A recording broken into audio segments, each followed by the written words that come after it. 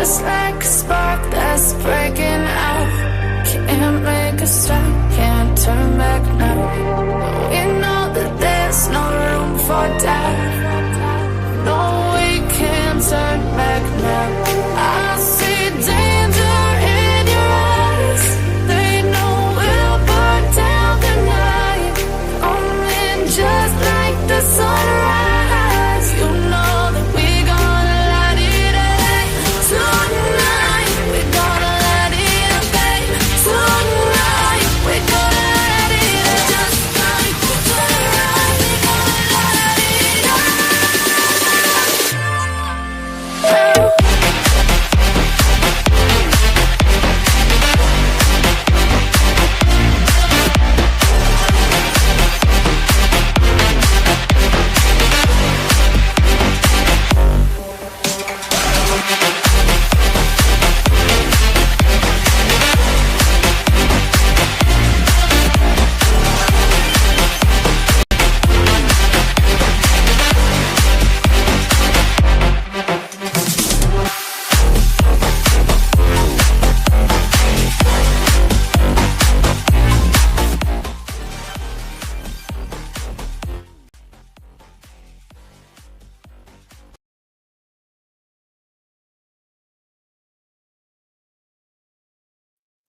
Hello, hello, hello. Welcome in, everybody. Welcome in. It's good to see you guys again. It's actually really warm in here. I might have to take my little jacket thing off. Ooh, the lights are getting to me. Welcome in, everybody. It's good to see you guys. We did a live earlier today, so if you're coming back for another round, welcome on back. And if you're new to the channel and you're like, who's this person? I'm titanium built. You can call me that, or you can call me by my name. My name's Tanya. Either one, I don't care. Just call me one or the other if you want. But thank you for being here. I do appreciate it. I see that we have some people in the chat. I'm looking at the chat on my iPad. So if you're like, what is she looking at? I'm just looking down a little bit. But if you guys don't mind, take a second, hit the like button. If you appreciate the content, if you know you're going to appreciate it, go ahead and hit the like, get it over with. That way we can be sent on into the algorithm along with all the other channels that are out there right now. They're lonely. They're waiting for us. But we're going to be talking about Idaho 4 tonight. I was debating on whether to come back on tonight. I know that's weird because I'm always on, but I was going to take tonight off because I was like, just take a little break. Well, then I saw Miss Grace did an interview with the Goncalveses, and she has them on her panel, she does the full interview with them, like a full hour almost. So they talk about the way that Kaylee died, and they talk about the crime. They talk about how they feel they were treated in the justice system, just things that they want to talk about. They're allowed to talk about them now. So why not, right? Why not? And they picked Miss Nancy Grace to go to. So we're going to watch it. I will put up my Nancy Grace cardboard cutout when I can. You can't actually see them. That really stinks because they're so cute. But, oh my God, I got to take a picture of these dogs. Okay. This one, I'll have to show these to you later. We got the dogs new beds, and they are sleeping like I've never heard them sleep before. I swear. The one's snoring already. They're so cute. We got them little toys to put in their beds and new collars, and they're wearing them, and they got little bows or little flowers. Oh, they're so cute. Sorry, that's just my dogs. They're my co-hosts. So co-host Mia, she's sleeping on the job again. And then, actually, we have 3 co-hosts tonight. Co-host Araya Lee, she's sleeping on the job. And then Rocky, he's also sleeping on the job. Partners in crime, Mary Beth, Oh, look, and I didn't even know there's really someone that said there's, I didn't even see the name, Hi Partners in Crime. And I just said that, and then Ladybug said, Hi Partners in Crime. And I'm like, but thank you. Thank you, Partners in Crime. That's so nice of you. I appreciate that. Thank you very much for the compliment. She probably is sleeping with her pups. She'll probably roll in here. Hey, Aries. Spooky season. I just saw spooky in your name. Spooky Shack. Well, thank you. I appreciate that. Yeah, I really do appreciate that. Someone else gave me a compliment right before the live too. So, man, I'm just getting the compliments today. I'm loving it. Hey, Happy Mom. And hey, Ladybug. And hey, everybody. Welcome on in, everybody. It's good to see you. Hey, baby girl. Okay. I thought I thought you were talking to me. I was like, what? There's a hurricane named Lenora? Wow. It's going to hit Mexico? Man.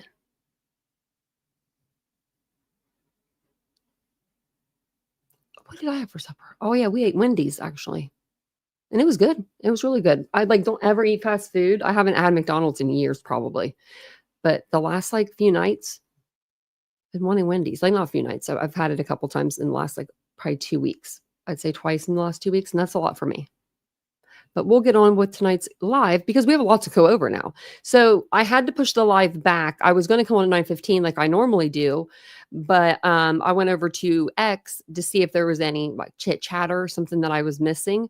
Because earlier today I went to all the websites, checked for documents. There was nothing. So right before the live, I go over to X and I see people are talking about documents, and I'm like, what? Say what? So I did get them. They were supposed to be on the Idaho site, but they're not on there right now. When you pull it up, it just shows you the old documents that we already went over. And I think it's because when they release new documents like this, so many people are on the site, downloading them. I think the site just crashes or something. It won't show that they're even there. It'll be nope. So I'm going to check before I pull them up just to make sure. And then we'll watch the new interview. So what I figured we would do, yeah, see, it still says from 8:28. There are 1, 2, 3, 4, 5, 6, 7, 8. There's 8, but we'll go through 4 tonight. And those are the 4 that just came out. And then the other ones are, it looks like stuff that they're putting out that's going to be unredacted now. But it's not anything groundbreaking. I'm looking at them. I'm double checking.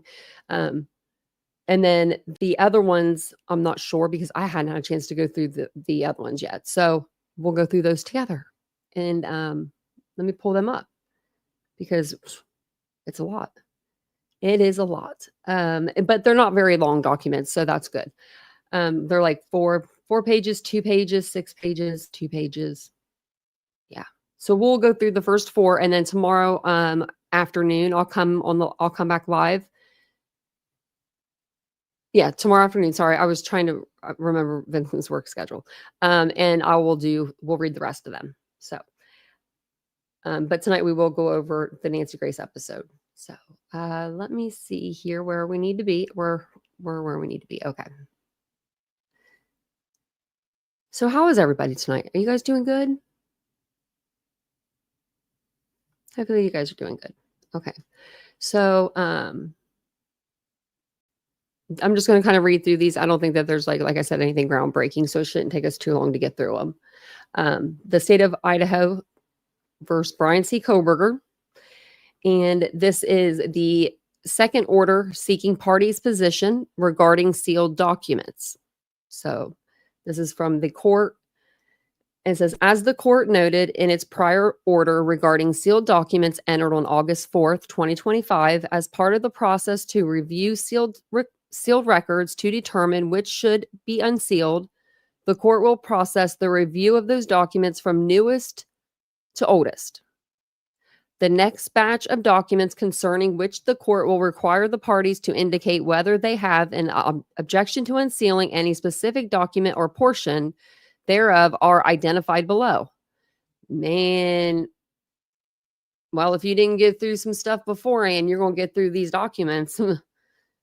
That stinks. That they have to go back through all these and look at them and see what they need to have sealed. So, that just seems like, I understand it.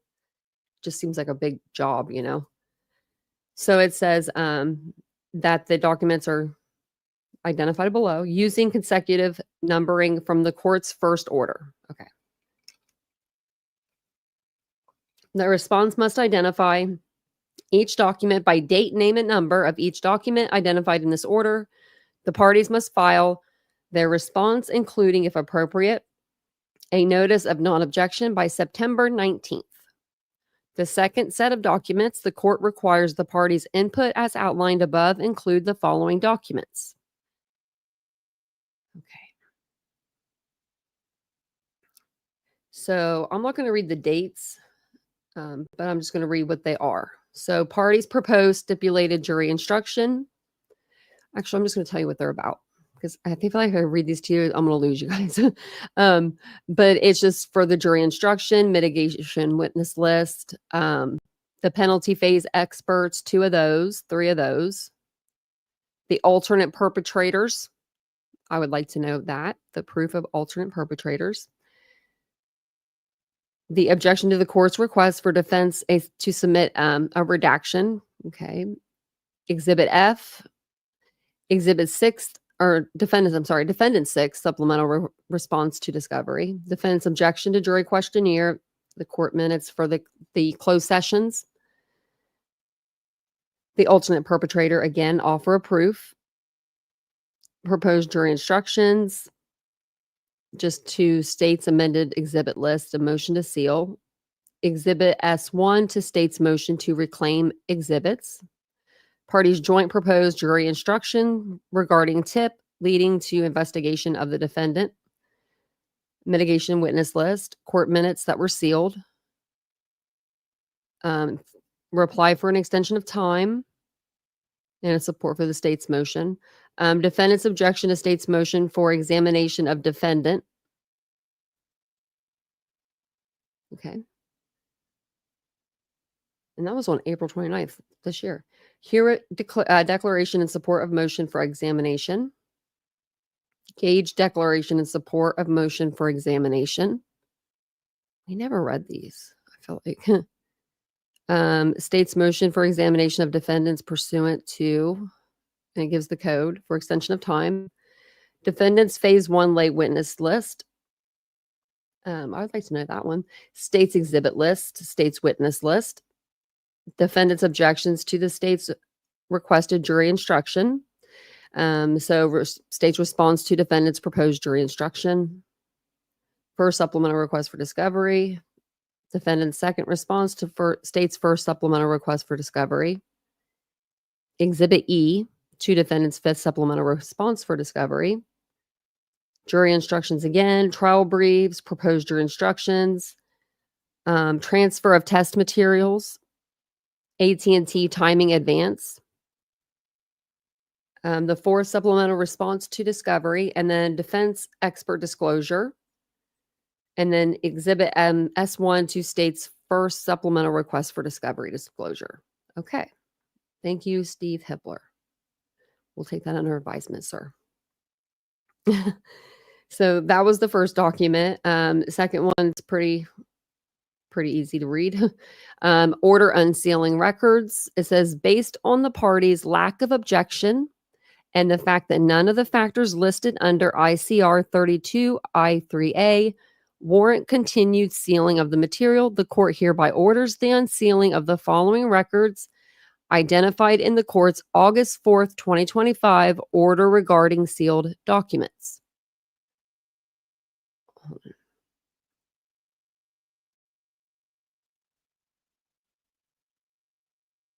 Is it for the state or the defense? I'm trying to look up I was going to try to look up the document.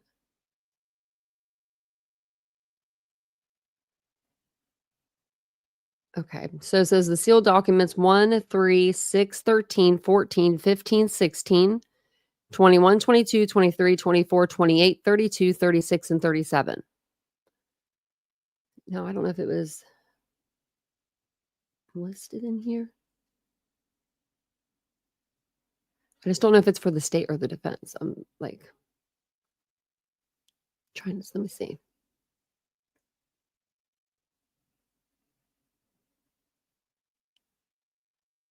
Looks like both, because neither side.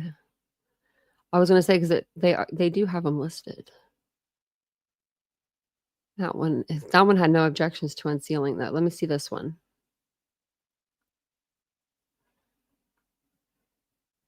This has no objection. Okay. I may have to print those 2 out and go like side by side and see. like which numbers those are. So I'm going to keep this, I'm going to pin this so I can remember to do that. And like tonight or in the morning while we're watching Nancy or something, I'll figure out which those are. Because it looks like there's a bunch of, for the prosecution and for the defense. Remember, we read the couple, probably a few days ago or a week or so ago, we read the documents and they were sealing a bunch of stuff. And then they said like that they wanted to seal it or they had no problem with it being unsealed. And there's different names for each document that they didn't care. So we'll be able to have a little bit of an insight on what they are going to unseal. So. Okay, so then the next one, did I skip one? No, okay. Share this one. Okay, so order sealing. I have these like backwards, so I'm trying to go like in a certain way, like in reverse. Order unsealing and redacting records. So kind of like the other one just kind of said. Let me blow it up a little bit so we can all see it. I should probably have my glasses on. You know, I don't know how I get these things dirty. I really don't. Do anybody else wear glasses here and they're always dirty? Like I look like the kid in school that should be like doing this all the time with their glasses. Like they're all dirty and scuffed up and stuff, dropping them. Okay. So the following documents identified in the court, I think we just read this pretty much, didn't we? No, we didn't. Identified in the court's August 4th order regarding sealed documents, objected to at least in part by one or both parties, are to be unsealed, though several with redactions. So items 2, 4, 7, 10, 12, 19, 20, 33, 34, 38, 39, 42, and 43. The basis for unsealing and redacting are as follows. So the order modifying the amended no contact order, there is no further justification to warrant the continued sealing of these orders. However, the court orders that the dates of birth of the defendant and of the protected persons be redacted. It's not like it's not going to be out there on the internet for, anybody that types in Bryan Kohberger's birthday, it's going to pop right up. But okay. So then Exhibit S1 to state's response to defendant's 24th supplemental request for discovery. The name of the individual identified within this document has already been widely disseminated by the media. Is his name Bryan Kohberger? Thus, there is no justification under, then it gives the code, to warrant the continued shielding of her name. It's a girl. However, the court orders that the individual's date of birth be redacted. In addition, the states assigned AV and Bates numbers identifying the location of the discovery is not protected work product as contemplated by ICR 16G1 and therefore will not be redacted. Okay. Second notice of filing defendant's additions, objections to the juror questionnaire. There is nothing in this record that justifies continued sealing. Completed juror questionnaires are confidential to protect juror privacy, but that is not implicated in this record. Consequently, it shall be unsealed without redactions. Well, I wonder if their names are on there. That wouldn't be fun, would it, for them? Exhibit W to defendant's 24th supplemental request for discovery. The name of the individual identified within this document has already been widely disseminated by the media. Thus, there's no justification to warrant continued sealing of her name. So the date of birth will be redacted. So then court minutes for closed session, motion concerning alternate perpetrators. Although there is no longer a justification to warrant the continued sealing of the entire document, there were discussions recorded within the minutes that require protection. First, the minutes at 1:32:52 p.m. refer to identifying information of the proffered alternate perpetrators. Who? Who got a proffer? Hold on.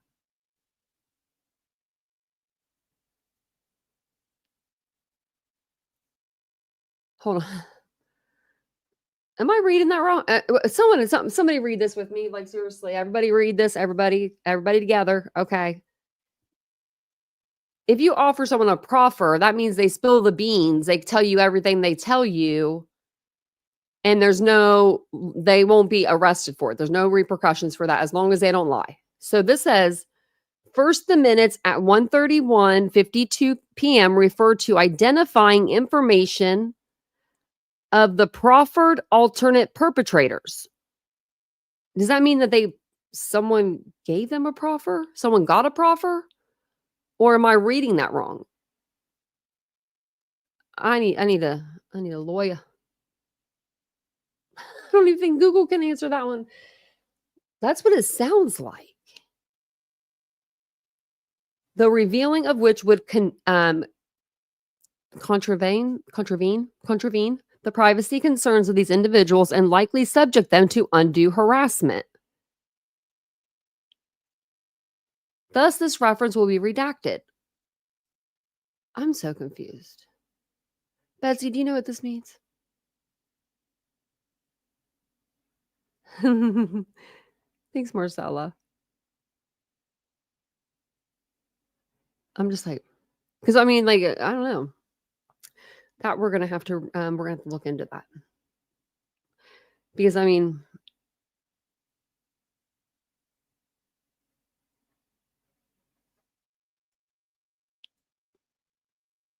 like, is there another definition for it?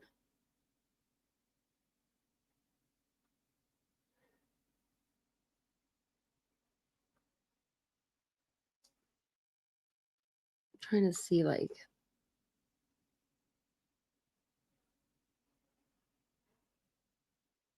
okay, maybe it could be more than one thing.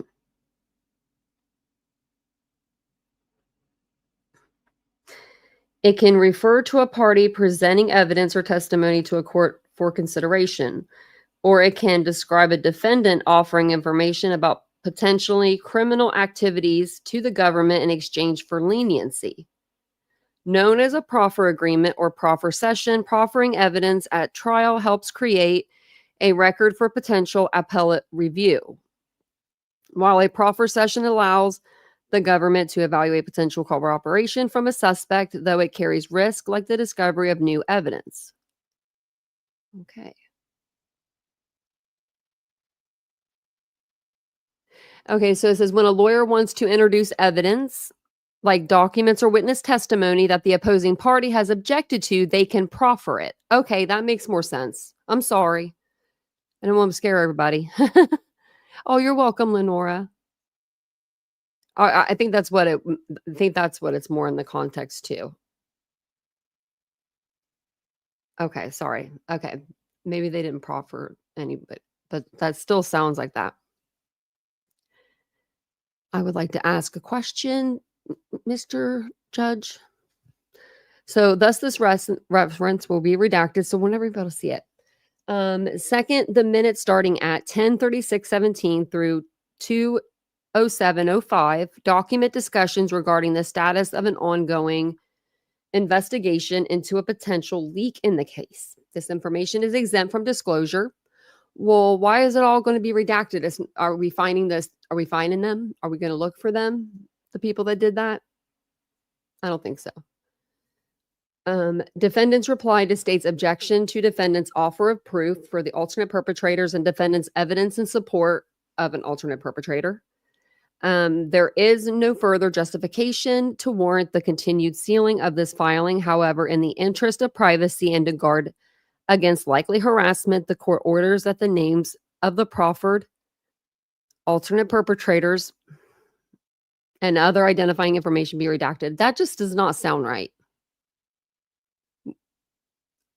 Like, that just sounds to me like they did. That doesn't sound right. The court orders that the names of the proffered alternate perpetrators, maybe this is what it was. Okay, maybe this is what it was.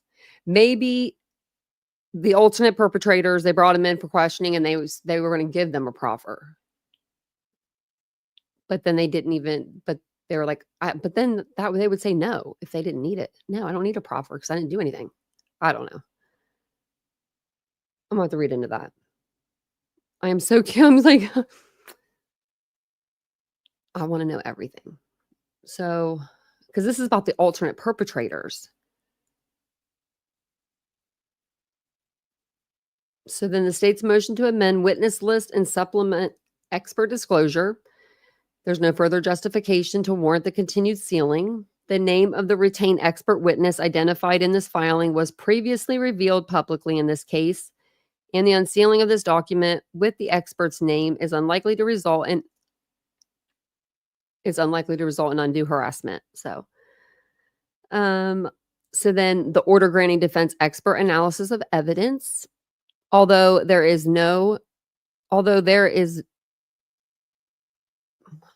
man, this is written wrong.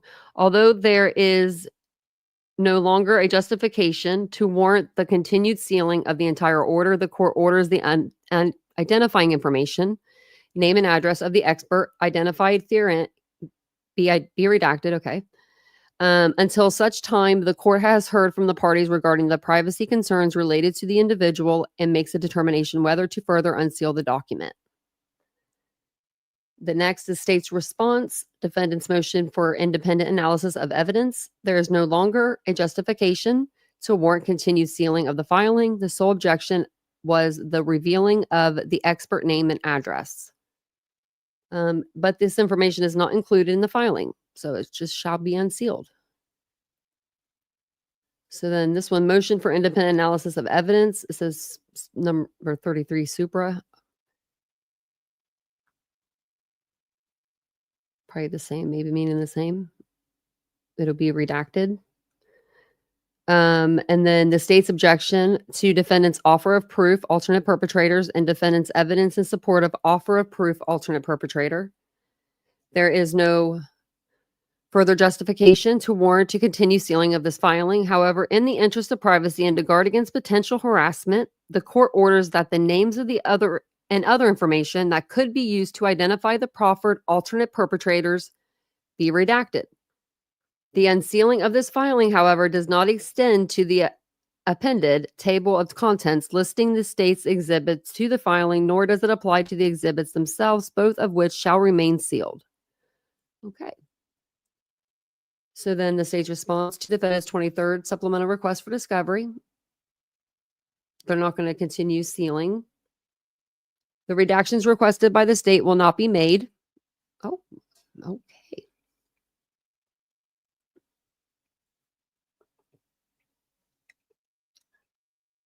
It's saying that it was like work product, and it's, they're releasing the work product. There's no like law that states that they have to keep it redacted. It says further, the release of the names of law enforcement officers and expert disclosed as testifying witnesses in this case do not implicate privacy concerns sufficient to warrant redaction. So so the state's witnesses, no redaction, but the defenses, they're redacting. Okay. Exhibit V or 6, what is that? 5? 5. Two defendants, 23rd supplemental request for discovery. This item will be unsealed consistent with the court's ruling related to item 42. And then so is ordered. So yeah. He's like, I'm not oh, sorry. I didn't mean to hit the mic.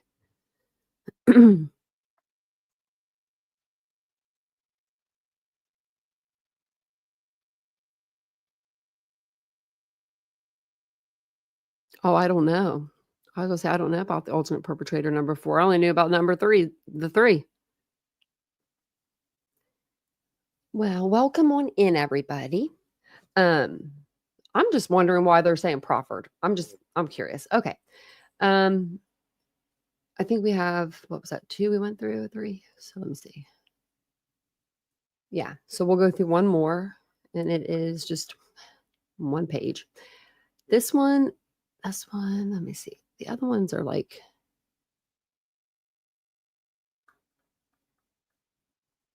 they're pretty short. What's this one? Oh. Okay. I think you guys would want to Okay, we'll go through them because I think you guys would want to go through these. Okay, I didn't realize that was on one. So, okay. This is order maintaining sealed status. So it's just saying that they're going to be sealed 9, 18, 25, 26, 27, 30, 31, 35, and 40. Item 9 must remain sealed as it replete with identifying information of the proffered alternate perpetrators, the unsealing of which would convey or contravene, the privacy concerns of these individuals and likely subject them to unwarranted harassment and reputational harm. Okay. Well, I would like to know, I don't know. I don't even know who they're like. I just want to know what the proffer part means. Because I've always heard of proffer and thought, you say something and we won't put charges on you. Like that's how I've always kind of taken it. So I could be wrong. So this is something that's come out in the courts. And it is for Bryan Kohberger. You can see here to be filled out by the defendant. The dude's handwriting is just, it's not the greatest. Now up here, it's not too bad, but then he kind of ran out of room right here. But I ain't going to lie. I do that sometimes with my last name. It's not that long either. His name's longer than mine. But it says here is statement of constitutional rights. And he had to put his little signature by each side. You have the right to remain silent. You do not have to say anything about the crimes you are accused of committing. If you elect to have a trial, the state may not call you as a witness or ask you any questions. If you do decide to testify, the state will be permitted to ask you questions, and anything you say can be used as evidence against you in court. I understand that by pleading guilty, I am waiving my right to remain silent as to the elements of the crime to which I am entering this plea. Initial BK. Number 2, the waiver of your right to remain silent applies to your plea of guilty to the crimes in this case. Unless otherwise stated in your plea agreement, even after pleading guilty, you still have the right to refuse to answer any questions or to provide any information that might tend to show you committed some other crimes.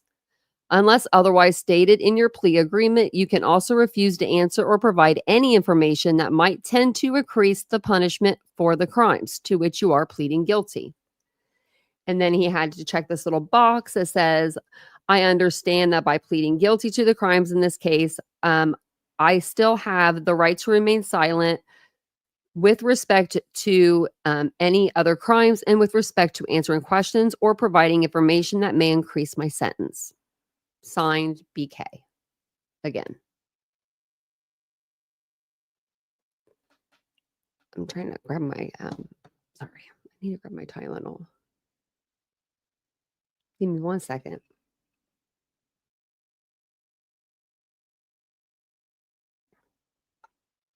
Okay, we're good. We're good to go. And if you don't mind just hitting the like button, that would be great. That would be so great. We have like 106 in here. We got 69 likes. I think we could do better than that. I know we can. Hey, Ashley Higgins. Let me put the comments up there if you guys want to see them on the screen. I feel like they don't really do much, but you never know. Okay. So then he signed. So then the NA for this, but it says BK. So I don't know. I understand. Actually, you know what?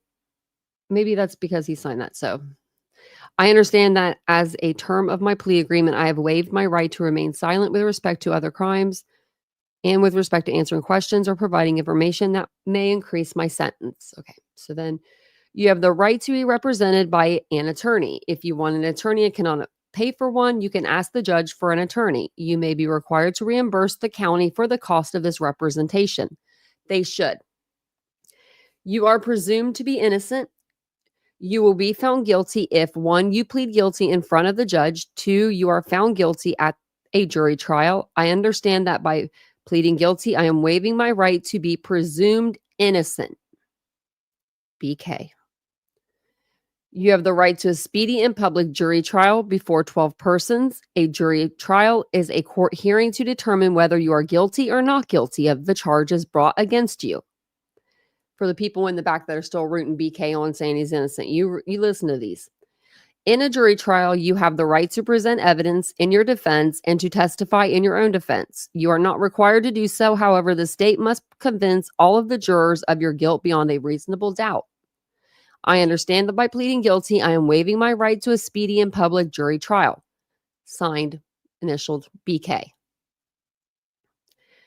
So then you have the right to question or confront the witnesses testifying against you.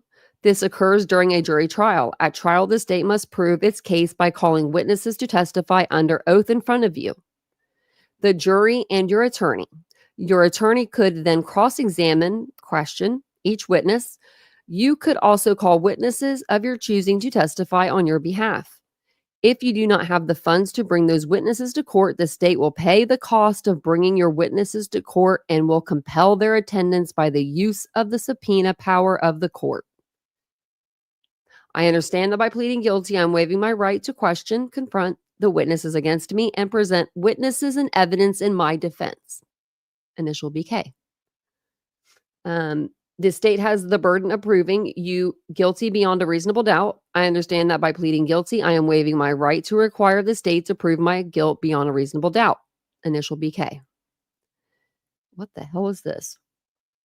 Questions regarding ability to enter plea. Okay. Do you read and write the English language? Yes. Do you want an interpreter? No. What is your true and legal name? Bryan C. Kohberger. What was the highest grade of school you completed? Master's level. I'm glad I did not put, I was in the PhD program because I probably would have passed out. So then it goes down. Are you currently under the care of a mental health professional?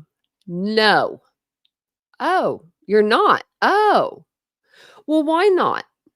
Have you ever been diagnosed with a mental health disorder? Yes. Let's see here. If so, what was the diagnosis and when was it made? Look at this shit. Never made before February 2025. There's dogs barking downstairs. I hope the dogs don't hear it because they'll go crazy. So autism level 1, OCD, ADHD. What's ARFID? What the hell's ARFID?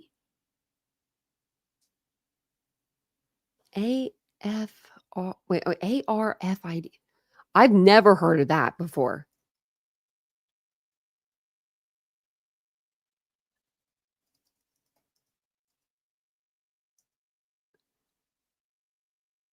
What the hell is this? What? Whoa. What? Avoidant / restrictive food intake disorder?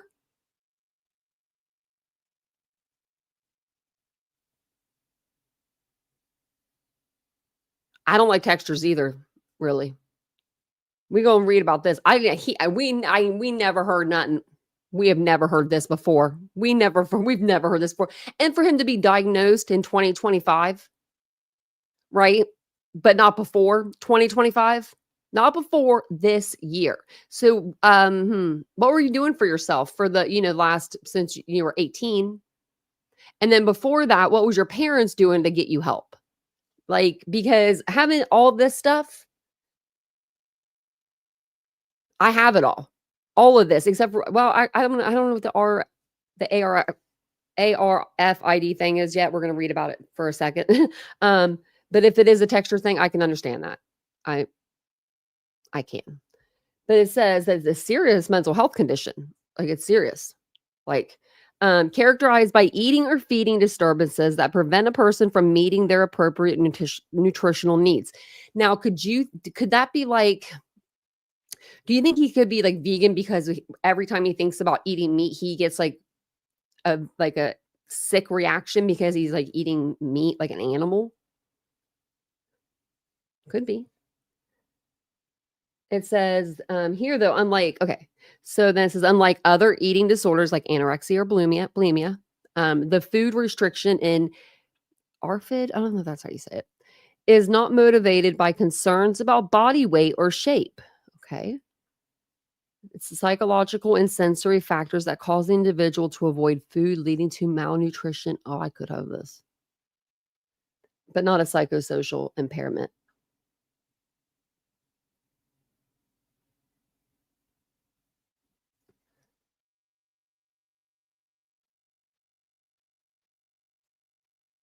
It says, oh yeah, social behaviors.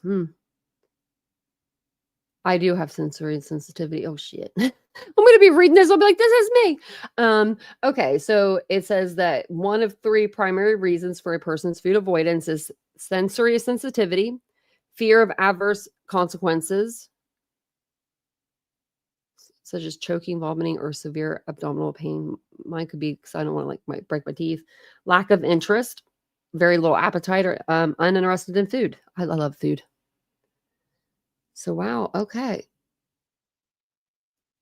It says people with ARFID, I don't know, often have co-occurring mental health conditions like anxiety, autism, obsessive compulsive, attention deficit. Wow. Okay, so that's first picky eating. Okay. Simply not picky eating. While most children go through a phase of picky eating that they eventually outgrow, ARFID is a persistent and severe condition that does not resolve without treatment. Is that like when you eat like the same thing all the time for like a bunch of months and then you get sick of it and then you pick up something new? Because I do that really bad. I'm gonna ask my doctor about that actually. I have autism. They just diagnosed me. That's why I'm so like I'm like, let me read about this because I've never heard of it. Um Also level 1. Having all of yeah, he's gonna be living his own hell on earth. He probably should have went ahead and asked to be on death row. Like, I mean, all of your sensories are gonna be all of your, like, it's just gonna be going off. Yeah, I mean, good for him. Are you currently prescribed any medication? Yes. So, I don't know how to say this, levothyroxine. I'm assuming that's something that they can give you inside of the jail, just like, it probably isn't like a, narcotic, if anything, any sort. Just probably like taking a Tylenol. You know what I mean? Like something like low dose, whatever it is. I don't think that it gets you like makes you feel good. But it says if yes, have you taken your medication? Yes. So look, yep, he has. In the last 48 hours, have you taken your medication or drugs, including over the counter?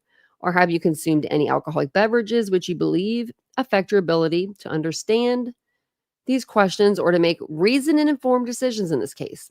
No. BK. He put his initials because he accidentally messed up right there. And they said, you better put your initials beside that. Are you under the influence of any alcohol, drugs, or other medications at this time? Nope. Are you capable of understanding these proceedings? Yes. Do you claim that you are mentally incapable of understanding these proceedings, or that you are, or that, yeah, or what it means to plead guilty to a crime? No. Is there anything going on in your life that affects your ability to enter a voluntary guilty plea? No. Are you having any difficulty in understanding what you're doing by filling out this form? No. Is there any other reason that you cannot make a reasoned and informed decision in this case? No. Is your guilty plea the result of a plea agreement? Yes. This is the attached. Is it a written plea agreement? If a written plea agreement was done, have you read the plea agreement? Yes. Do you understand your plea agreement? Yes. There are 2 types of plea agreements. Please initial the 1 paragraph below, which describes the type of plea agreement. So it's number A, and it is, I understand that my plea agreement is a non-binding plea agreement. This means that the court is not bound by the agreement or any sentencing recommendations and may impose any sentence authorized by law up to the maximum sentence. The court is not bound by the agreement. If the district court chooses not to follow the agreement, I will not have the right to withdraw my guilty plea. I understand I do not have the right to withdraw my guilty plea if the court chooses not to follow the agreement. Number 19, has your attorney or anyone else forced or coerced you in any way into accepting this plea agreement? No. Have any other promises been made to you that have influenced your decision to plead guilty? No. Has anyone told you what your sentence will be? Yes. If so, what was promised? Okay, so 4 fixed life sentences consecutive and without the potential for parole, as well as 10 years. Wrote it himself. And you know it's him because look, there's his D. Felon Claw D. So then the appellate writes here, it says, is this a conditional guilty plea in which you are reserving your right to appeal any specified adverse ruling? No. What rulings have you reversed the right to appeal? None. I'm gonna blow my nose real quick. Sorry, guys. You guys are probably like, oh my gosh, goodness. Sorry.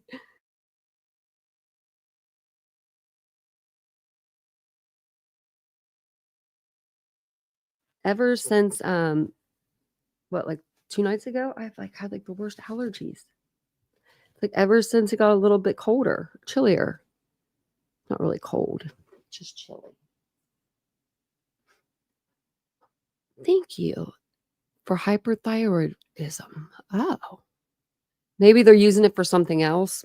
Because sometimes medications will have dual uses for them.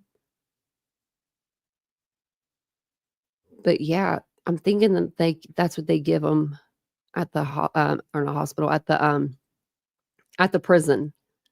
Because they're only allowed to give them so much. I don't know why I didn't blow this up a little more for all of us. That helps. So he's charged with count 1, burglary. BK, it says. So 10 years and then this one's fixed life, murder. He should have put 4 fixed life there, but okay. If you plead guilty to more than one crime, do you understand that your sentences for each crime could be ordered to be served either concurrently or consecutively? Yeah. Yes. And the next document that we're going to read over, it was really important. It was saying, not the next one, but the one after that, I think. One of them in this, it's going to tell us the items that they took from the victims and stuff. So I thought that you guys would want to hear that. So then it says, do you understand if you plead guilty and you commit crimes in the future, this conviction could be considered in the future case and could cause more severe penalty in your future case? Yep. Are you currently on probation or parole? No.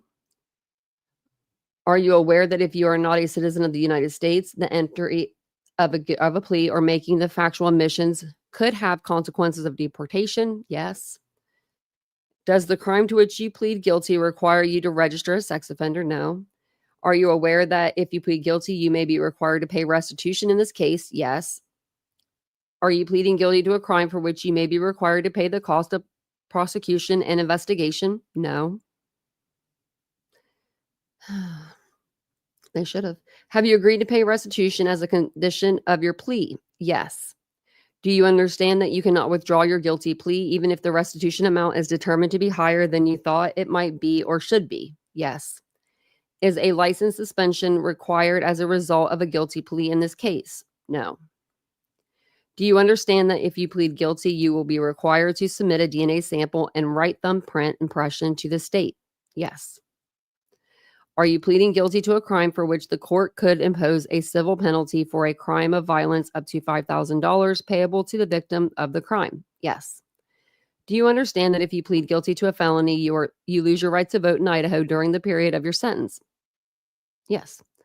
Do you understand that if you plead guilty to a felony, you will lose your right to hold public office in Idaho during the period of your sentence? Yes. Do you understand that if you plead guilty to a felony, you will lose your right to perform jury service? Yes. Do you understand that if you plead guilty to a felony and or to a misdemeanor crime of domestic violence, you lose your right to purchase, possess, or carry firearms? Yep. Do you understand that by pleading guilty to a felony, you run the risk that if you have a new felony charges in the future, you could be charged as a persistent violator? Yes. And then this is the relationship with your attorney. Have you had sufficient time to discuss your case with your attorney? Yes. Have you had adequate time to fill out this form? Yes. Have you had adequate access to your attorney's assistance in filling out this form? Yes. Your attorney can obtain various items from the prosecutor relating to your case. This may include police reports, witness statements, tape recordings, photographs, reports of scientific testing, etc. It's called discovery. Have you had the opportunity to review the discovery provided by your attorney? Yes. Do you want your attorney to take any further action in this case? No. He's a citizen. So do you understand that no one, including your attorney, can force you to plead guilty in this case? Yes. Are you satisfied with your attorney's representation? Yes. Do you understand that by pleading guilty, you will waive any defenses, both factual and legal, that you believe you may have in this case? Yes. It says, if your guilty plea is the result of a plea agreement reached through mediation, do you voluntarily enter mediation? No. Did anyone force or coerce you to enter the plea agreement in the mediation? No. Okay, this is NA. And entry of plea. Are the answers throughout this form your own answers? Yes. Are you entering your plea freely and voluntarily? Yes. Are you admitting to all elements of the crime to which you are pleading guilty? Yes. Are you pleading guilty because you are entering an Alford plea? No. If you are entering the Alford plea, do you understand that the court will consider you just as guilty as if you enter a non-Alford plea? And it's NA. Have you had any trouble answering any of the questions in this form, which you could not resolve by discussing the issue with your attorney? No. Do you need any additional time before you enter your guilty pleas? No. Do you understand that if the court accepts your guilty plea or pleas, that you may not be able to withdraw your pleas at a later date? Yes. Is there anything else you want to tell the court about why you are pleading guilty? No. Have you discussed the elements of the offense for which you are charged with your attorney? Yes. Would love to know that. Okay, I've answered all this, blah, blah, blah, with my attorney. Check, check, check. And this was on 6/29. Why is it? Seems, I guess it was. 6/29, 2025. Bryan C. Almost looks like an O, but it looks like a heart. Bryan C. Kohberger, Elisa Massiff, and Becca Barlow signed it. Where's Ann Taylor? Right here? I guess. Yeah, that's her with the big A. Okay.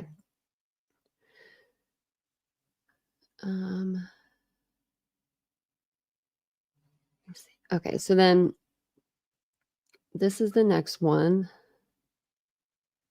And this says defendant's notice of filing amended exhibit chart. Comes now Bryan C. Kohberger by and through his attorney of record and hereby submits to the court his amended exhibit chart. The defense will provide electronic copies via Dropbox and hand deliver a USB thumb drive to Latah County prosecutor. Okay, this was like, I don't even know why that one was even in there.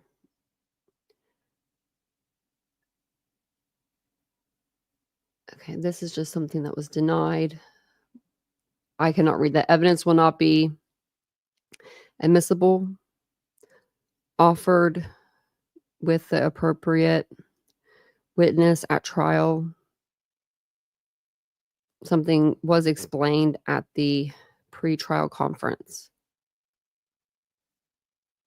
Okay, this is the one that I wanted to show you guys. So this is, it says, comes now Bryan through his attorney's record. It says submits to the court a stipulation to the defense's admission of 2 additional exhibits described for the record as exhibits D1062, FBI Lab Report 4, and exhibit D1063, FBI Lab Report 12. And so this one was in there with everything. It says January 27th up there, but that's when they collected it. So, Okay. So this is going to be about the victims, and this is going to be stuff that they took from each of the victims, after obviously they were murdered. So item 2, and it looks like from Moscow PD. So it says hair sample. Oh, let me blow this up a little bit more so you guys can see it a little better. Okay. So FBI laboratory evidence, and it says item number 2, head hair sample from Ethan J. Chapin. Item 3, debris from right hand of Ethan J. Chapin. Item 5, head hair sample from Kaylee J. Goncalves. Item 7, head hair sample from Xana A. Kernodle. Item 8, debris from left hand of Xana. Item 9, debris from body bag of Xana. Item 11, head hair sample from Maddie. Item 12, necklace from Ethan. Item 13, bracelet from Ethan. Item 14, earring from Kaylee. Item 15, fake eyelashes from Maddie. Item 16, ring from Maddie. Item 17, ring from Maddie. Item 18, ring from Maddie. Item 19, hair tie from Maddie. Item 20, comforter from 1122 King Road. Item 21, I'm not going to read the items. I'm just going to read what we got. So debris from near northwest bedroom on second floor. Debris from near northwest bedroom on second floor again. Debris from half wall leading to northwest bedroom on second floor. Debris from door of northwest bedroom on second floor. Debris from drying cabinet. Debris from under computer pad on desk in bedroom at 1630 Northeast Valley Road. That's Bryan's apartment. This will be from Bryan's apartment too. Debris from under computer pad. Debris from pillow in bedroom. Debris from east wall of shower and bathroom. Debris from broom head. Left sock from Ethan J. Chapin. Right sock from Ethan J. Chapin. Left handbag from Ethan. Shirt from Kaylee. Left sock from Kaylee. Left handbag from Kaylee. Underwear from Xana. Left handbag from Xana. Right handbag from Xana. Left foot bag from Xana. Shirt from Maddie. Left handbag from Maddie. Right handbag from Maddie. Dog hair sample from Murphy. Head hair sample from Bryan Christopher Kohberger. Arm hair sample from Bryan Christopher Kohberger. Blanket from 1122 King Road. Original packaging from item 20 comforter. Filter from dryer 2. Catch paper from dryer 2. Security tag from dryer 2. Right handbag from Ethan. Pants from Kaylee. Right handbag from Kaylee. Sweatshirt from Xana. Pants from Maddie. Filter from dryer 1. Catch paper from dryer 1. Security tag from dryer 1. Catch paper from drying cabinet. Vacuum container from Bryan's apartment. The results of the trace evidence examination, hair and fiber, are included in this report.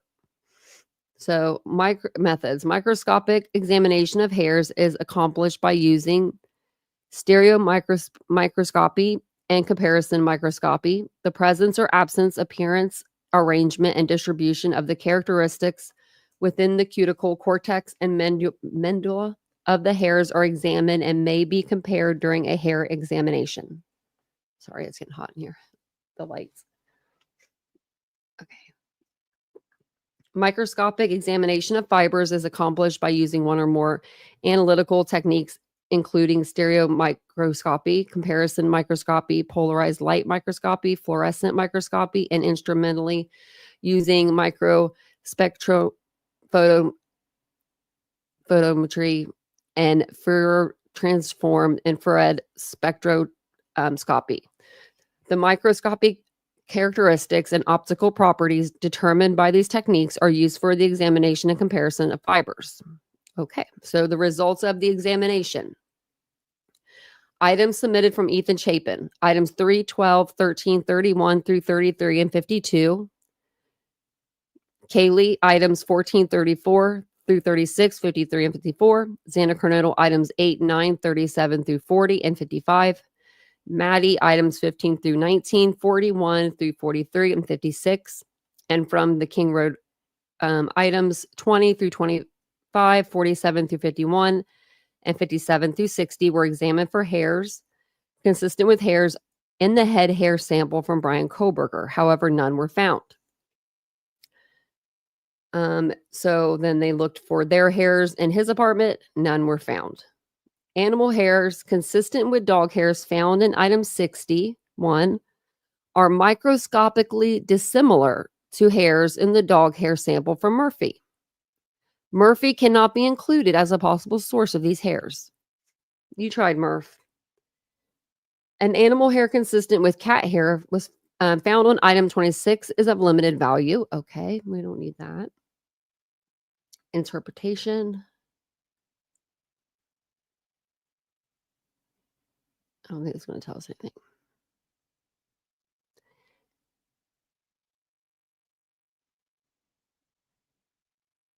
Okay, let's see.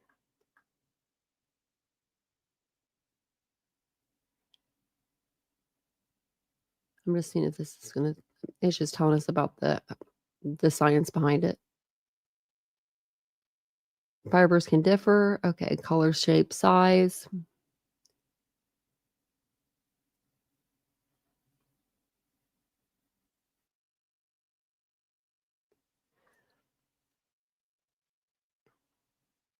Okay, this is to call her if you have any questions.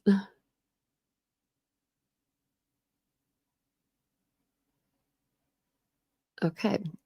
And then it just tells us where she got the report from. Okay. And then this is the same, I think, isn't it?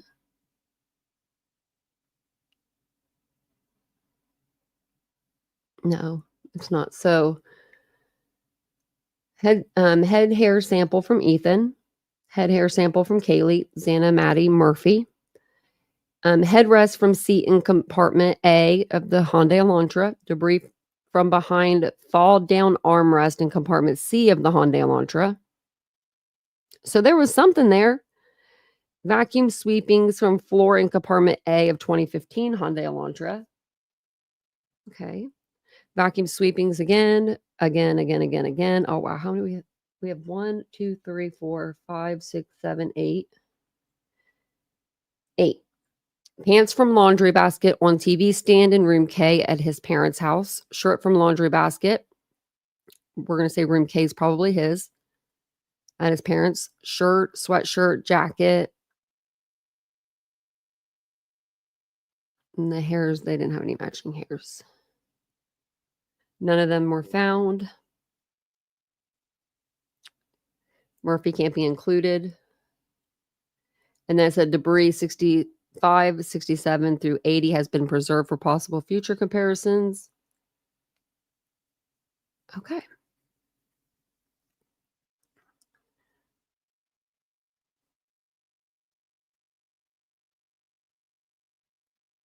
This is just talking about how they determine if they're animal hairs.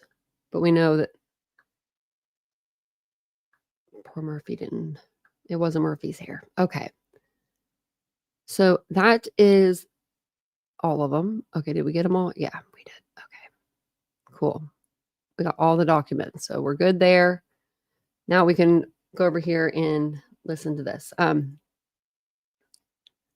If you guys don't mind taking a second, hit the like button or share the video or whatever you want to do. But you know, it does help. Thank you so much. I appreciate it. So like I said, Kaylee Goncalves' parents, they came out and they did an interview, and we're gonna watch it. And I would put my Nancy up, but these dogs, I'm afraid I'm gonna scare the one. But they do look really, really cute tonight. They really do. So love you, Nancy. If you say anything that's wrong, we'll be sure to apologize. But no, she'll be talking to the family. So she's gonna talk to she talks for like the first like 3 or 4 minutes to herself, like, you know what I mean, just to the camera or whatever, and then she puts them right on. So it's an hour long, so it's a little bit longer of an interview that they had. So we will watch this, and then I will pause it here and there for a commentary, but I'm going to try to let it play as much as we can. Welcome to Crime Stories. Oh, already? I already had to pause it. I've never heard her be so kind and so nice. What's going on, Nancy? I'm rewinding this. You don't hear her do that very often with the low voice.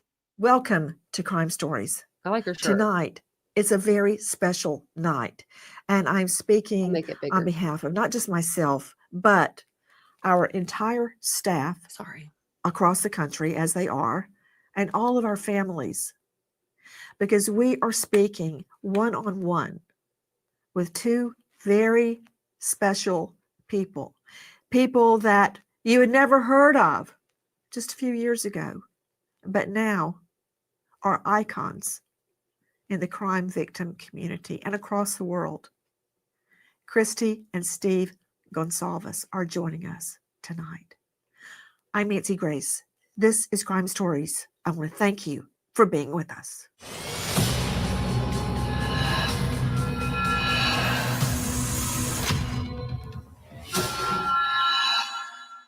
You want the truth? Here's the one you'll hate the most. If you hadn't attacked them in their sleep, in the middle of the night, like a pedophile, Kaylee would have kicked your ass. Thank you. I wanted to open with sound from your daughter speaking out at Bryan Kohberger's sentencing. I got to tell you something. You did something right. The way you have raised your children. Mrs. Goncalves, weren't you so proud of her? And under the worst conditions, she stood strong. Mm-hmm. She has never ceased to amaze me throughout this whole entire process. She has just been just amazingly strong. And when we went to the sentencing, we actually did not know what each other was going to say because we did not want to influence each other's speeches. So we did not know. And it was all new. And she got up there and I was just astounded. I was just beside myself. And then when she was done, the audience or the courtroom clapped, and it was like, is that normal? I don't think people normally clap, but it was very surreal. It was very, oh my gosh, what happened? And then, I'm like, I have to hear that again. It was just so good. Just so proud of her, of what she said. And the way she articulated it was perfect. I'm going to play some of your daughter speaking, but as I'm looking at the two of you sitting there so close together, connected, clearly connected, when marriages face the slightest problem, like you don't have enough money, or there's an illness in the family, or just any number of things, marriages break apart. But under the single worst thing that could happen to a mother and a father, the death of your child, which most of us can't even imagine, you two seem even stronger. You seem even closer. How is that happening, Kristi? I honestly, it has brought us closer just because the pain and the anxiety that we have had, or especially me, Steve has just been so amazing. He's been so gentle with me. He's given me grace. He's given me time to heal. What do you need? Can I help you? And, I try to be that person for him as well. Sometimes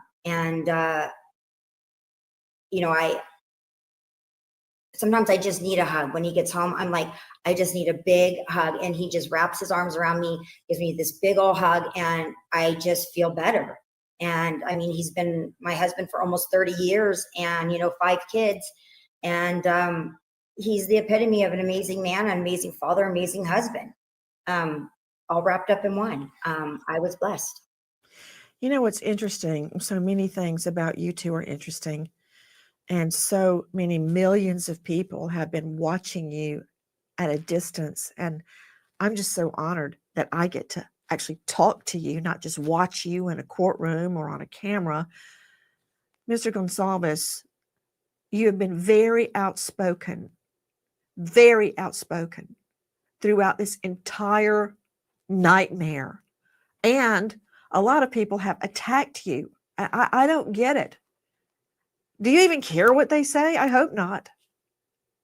No, it just rolls right off my shoulders. I played sports my whole life. I'm used to like constructive criticism, so that I'll take to heart. And you know, sometimes I will misspeak or I'll say something that you know I'll take back because I got my facts wrong. But I'm defending my children and my daughter and my wife, so I don't really take to heart them. I know that there's going to be some people who side with, you know, the other side, and I just keep it at that. I think they have more in harmony with evil than they do good, and their actions reflect that. So I don't waste my time on them. Well, Mr. Goncalves, our family, the Grace family, has a very old saying, screw them and the horse they rode in on. So that's my legal advice to you. I want to circle back to your daughter, who was absolutely amazing. And you know what? That doesn't just happen. She's amazing because you raised her to be amazing. She didn't just come out that way. She has had years of you as her example. What am I talking about? Listen. You thought you were exceptional, all because of a grade on a paper. You thought you were elite because your online IQ test from 2010 told you so. All of that effort just to seem important. It's desperate. There is a name for your condition, though. Your inflated ego just didn't allow you to see it. Wannabe. You act like no one could ever understand your mind, but the truth is you're basic. You're a textbook case of insecurity disguised as control. Your patterns are predictable. Your motives are shallow. You are not profound. You're pathetic. You aren't special or deep, not mysterious or exceptional. Don't ever get it twisted again. No one is scared of you today. No one is intimidated by you. No one is impressed by you. No one thinks that you are important. You orchestrated this like you thought you were God. Now look at you, begging a courtroom for scraps. You spent months preparing, and still all it took was my sister in a sheath. You work so hard to seem dangerous, but real control doesn't have to prove itself. I love her. Did you have any idea what she was going to say, Kristi? No, we didn't. We didn't share our speeches with each other because we didn't want to influence them, and we were writing them up to the minute, literally like editing and adding and taking away. So no, she got up there and she flipped the table. I mean, she flipped it all upside down. We were like, oh my goodness, you know. And she did great. People love her, and you know, we love her. She's our oldest girl, our oldest child, and she's been through a lot with us, you know, being the oldest. So she's very resilient. She's very brave. She's the best big sister to all the kids, and she's incredibly smart. She blows my mind all the time. I just want to play one more time. I've got so many questions for you, but I just got to play one more tiny snippet of your daughter. The truth is, the scariest part about you is how painfully average you turned out to be. The truth is, you're as dumb as they come. Stupid, clumsy, slow, sloppy, weak, dirty. Let me be very clear. Don't ever try to convince yourself you mattered just because someone finally said your name out loud. I see through you. You want the truth? Here's the one you'll hate the most. If you hadn't attacked them in their sleep, in the middle of the night, like a pedophile, Kaylee would have kicked your ass. Thank you. Thank you.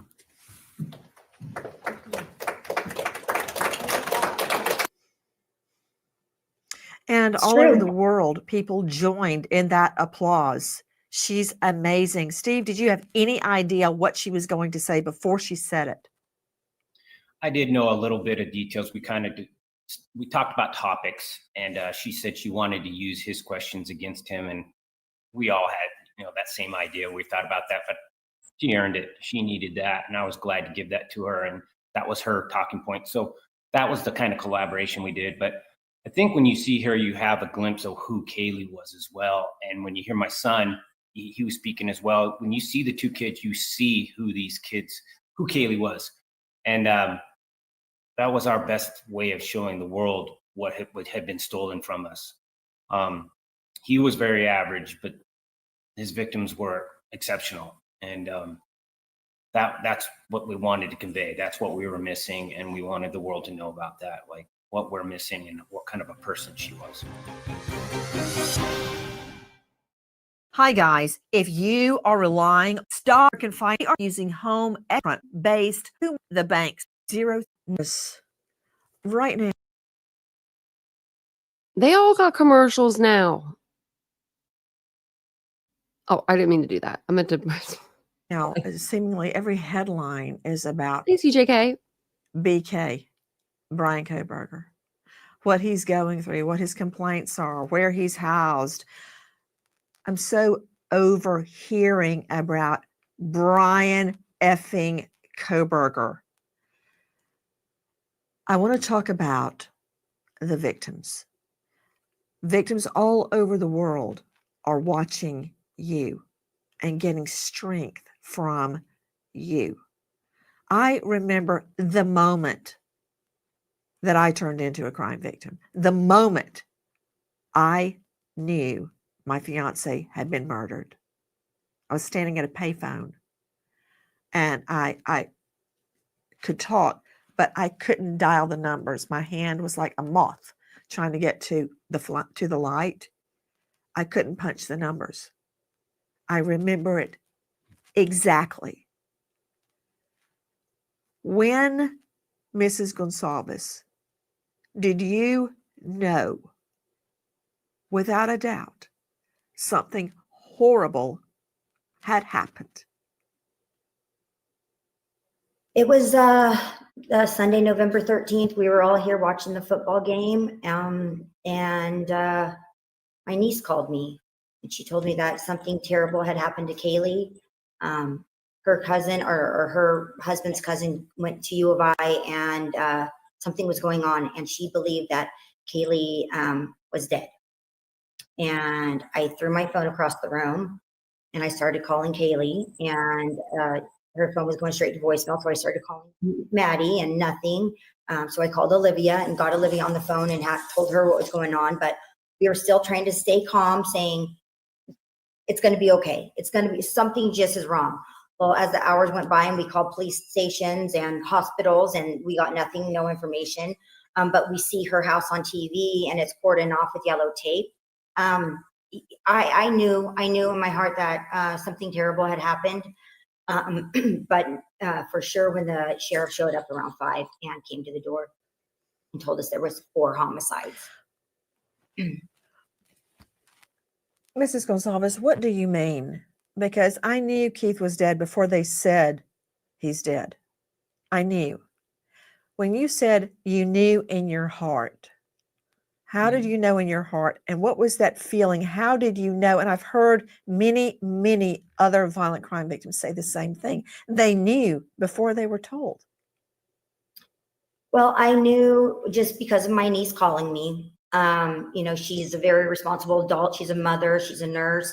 I knew that Sabrina would not have made that call to me had she not had facts. So I knew, even though like we didn't have confirmation, but I kept telling Olivia and the kids, she's gone, guys. We don't know what happened, but and we're running around the house frantic. I'm crying. Everybody's crying. We're trying to get in touch with somebody to get answers. And I kept saying, the sheriff will come. If it's true, the sheriff will come. And it was that evening, and I looked out my front window and I saw the sheriff pull up, and I said, the sheriff's here. And I took off to my bedroom. I ran to my bedroom, and everybody answered the door. And I came back out about a minute later and stood here at the front door. Can you guys tell me anything that's different about them or about the house? I noticed it as soon as I clicked on the video earlier, but I forgot to tell you. I think that it could be a step in the healing direction, but behind them, Kaylee's picture isn't there anymore. They had her picture leaned up against that picture. So they had that picture on their wall, and then they had her picture leaned up against that one. And they had her ashes there, but now they have an angel back there that you can see that's like lit up. But it was like, it was the first thing I noticed when I turned the video on earlier. I just forgot to mention it to you guys earlier. But yeah, they had that picture of Kaylee back there. So I think it's like a way of them stepping in the right direction, where they probably move that to like, oh, you know, a new home where it's on the wall somewhere, you know, just, or maybe they put it away. But I think somebody bought it for them. So did you notice it too, Diane? Yeah. I asked Vince, I said, I wonder if anybody else noticed that. It was the first thing I noticed when I watched this. And they do look really, really, really sad. And asked they him are what very happened, sad. you know, and he said it was a homicide. And I said, they were murdered? And I asked if one of them was Maddie, because at that time things started clicking. That could possibly be Maddie, because she hadn't answered me all day long. And they said yes. And we said, how? And they said, we don't know. Here's a card, call this person in the morning. And we were like, should we go down there? I said, no. And I said, what are we supposed to do? What do we do?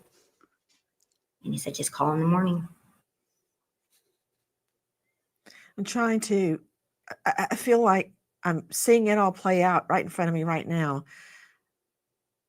I remember I was holding this big stack of school books. I had just come out of a statistic exam. And I remember just dropping everything. And it was so unreal. You said you ran out into the yard. Do you remember that moment? Where did you think you were going? What were you going to do? She ran into her room, I thought. Well, I actually ran to my bedroom. Yeah. She ran into her bedroom because that's where I go, is my closet. When I have a moment, like when things are too hard for me, that's just my personal place that I go, is my closet. I will run fast. It's always the bedroom closet, not this one. And I just, as soon as I saw that sheriff pull up, she didn't want to know. I don't know. I don't know what it was. I didn't. That was called her flight response. Fight or flight. She was out of there. I would have done the same. Want to hear it. I was running away. I ran back to that room, and, you know, I was crying, and it just all hit me like, this is not a weird situation. This isn't, and, you know, Kaylee's gone. Even though I knew all day, but I didn't know. It was just hard to explain, but in my heart, I felt it. And her dog. It was just the finality. Like, this officer is here, and he's here for a reason, you know? And it was, your whole body hurts. Like, everything just aches, like your fingertips, your toes, your knees, you get shaky. Like, that really happens, like the shaking in the knees, and it's real. And I think at that point, I went into shock. And I think that shock lasted for quite a while for me. I don't remember a whole lot after that. I have pretty big gaps in my memory. I think she tries to relate. Steve, do you remember her running to the bedroom and hiding when the LA law enforcement came up the driveway? Yeah, I remember her running that way. Aubrey went up the steps, and she went on her computer, and she started. At first we thought it was just like a rumor, some drama, some fake thing. I mean, it's a college town, parties happen, kids do pranks. We thought there was something else going on. At least I did. That's why we were like, if the cop shows up, then, that's not a prank. This is something serious. And even then, I still couldn't fully understand what, you don't know what death is unless you've been familiar with it. And we weren't. This family hadn't been struck like that. So, yeah, we there's that door right there behind us, and opened that up, and there's a sheriff there I've never seen before in my life, and Kootenai County car, and thankfully he gave us a little bit more information than we had at that point, and he cleared up the fact that it was a homicide, and Maddie was involved as well, and we knew Maddie's mom was on the way down there, so we were like, do we call her? Do we let her know that? And they weren't gonna. They already told us we couldn't go down there and see them. We couldn't go down there and pick her up or anything like that. So, I mean, it's an ongoing investigation. So, we just sat in the house and just thought of ways to get a hold of people that had been around the children in the last 20 to 48 hours and figure out what's going on. Was this some random act of violence? What was this? Was it a shooting from a party? Was it the night before? Yeah, I just, we just didn't know. People were saying it was fentanyl and, all the type of rumors that would go around. So, and, they wouldn't even tell us any details. I mean, it was months before we actually even knew how they were killed. So it was very frustrating. We got the vandal alert that told us that there was 4 homicides before we even knew what was going on. So That's sad. They knew before we knew. Just trying to imagine. So they got the vandal alert, shelter in place, 4 homicides. They know who lives at the house. So, I mean, they're, doing like just sitting there doing the math. Like, okay, my daughter was there. There's, 4 people that are, dead. I couldn't imagine what was going through their heads. I really couldn't. Everything that you're saying.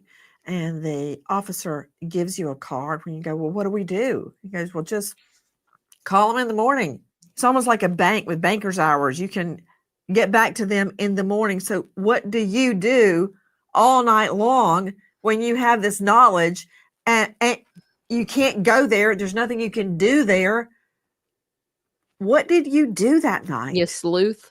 I did not sleep at all that night because after what we were, going through, I also called Olivia, and she lives down in LA, and she threw her kids in the car, and her husband jumped in the car, and they drove up here. So they drove through the night. That was about 5, 6 o'clock at night when they left LA. It's a 20-hour drive. So, I was worried about them driving all night, as well. And I just couldn't sleep. And she was pregnant. My mind it went crazy. I went crazy. We knew that Kaylee had mentioned being stalked even right up until the weeks that this had came up to that. So I felt like I kind of wanted my family to be focused on something other than just the devastation. So I was like, you're finding out information, get a hold of a neighbor. And the more information that we found, it just felt like that was at least something to grab, that something we could control, go away from just being victims to being investigators of what happened to our child. And we did find out a bunch of things that those 48 hours from people that were just reaching out and saying, hey, this is what I know. I was right across the street. This is what's going on. And we just went from there. I remember what you said, Steve. Listen. Within hours, we had your white car on the camera. We knew from the very beginning we had you. Police officers tell us within minutes, they had your DNA, like a calling card. You were that careless, that foolish, that stupid. These don't get old. Degree, you're a joke, complete joke. So at the very beginning, Steve and Kristi, you were already focusing or trying to focus off the pain and focus on what happened and finding What happened? the truth. Yes, because Jack actually wound up coming here because he left Moscow and he came here, and obviously he was there at the scene and stuff. So he had heard what Dylan was saying. So once he told us that, because like I said, the officer said that it was a homicide, they were murdered. But then Dylan was saying there was a masked man in our house, and you know, there was somebody in the tree and all this stuff. And it quickly was clear that this sounded like a stranger murder, you know, not like somebody they knew or whatnot. So it really changed things. It felt like a huge, I mean, just a huge violation. And we just were like, we've got a murder that, and at that time before, I just kind of thought they were going to get him. They, you know, it was some kid, he went and he shot up the house or something, and they got him. You know, he's walking down the street, and I just kept waiting for the news to say they've arrested somebody. And when Jack told us that, I was kind of like, oh, you know, this sounds a little different than what we're thinking. Type of murder. Well, I mean, you're right, because we were all led to believe, Steve and Kristi, that, oh, they died in their sleep. That is not what happened at all, Steve. Yeah. You don't expect the prosecutor to lie to you. And we were lied to. All the parents were lied to. We weren't given the details. They're asking us to make a decision on life or death, and they're not even giving us the details of our own children, let alone the whole circumstance of what happened to them. I know for a fact that when one of the mothers heard what happened to Kaylee, she said this would have changed everything. So it was disgusting, you know, and they kept saying stuff like crime of passion and house or a party house. And we're like, what's going on here? I'm literally watching the surveillance of this road, and this car keeps flying around this house over and over again. They were clearly stopped. I don't care what the prosecutor, maybe he can't prove it because he's just not that good, but they were clearly stalked. He was there multiple times. The officers were distracted with giving minors in possessions when they're literally filming the house that these kids get murdered in. I mean, that town has to clear up some priorities and realize that, you know, noise complaints and alcohol is only a part of their job, and they need to make sure that they're protecting these kids if they want to keep doing business. Yeah. I was stunned when I heard there was going to be a plea. I remember the moment. I'm like, what? A plea? I want to circle back to something you said. Okay.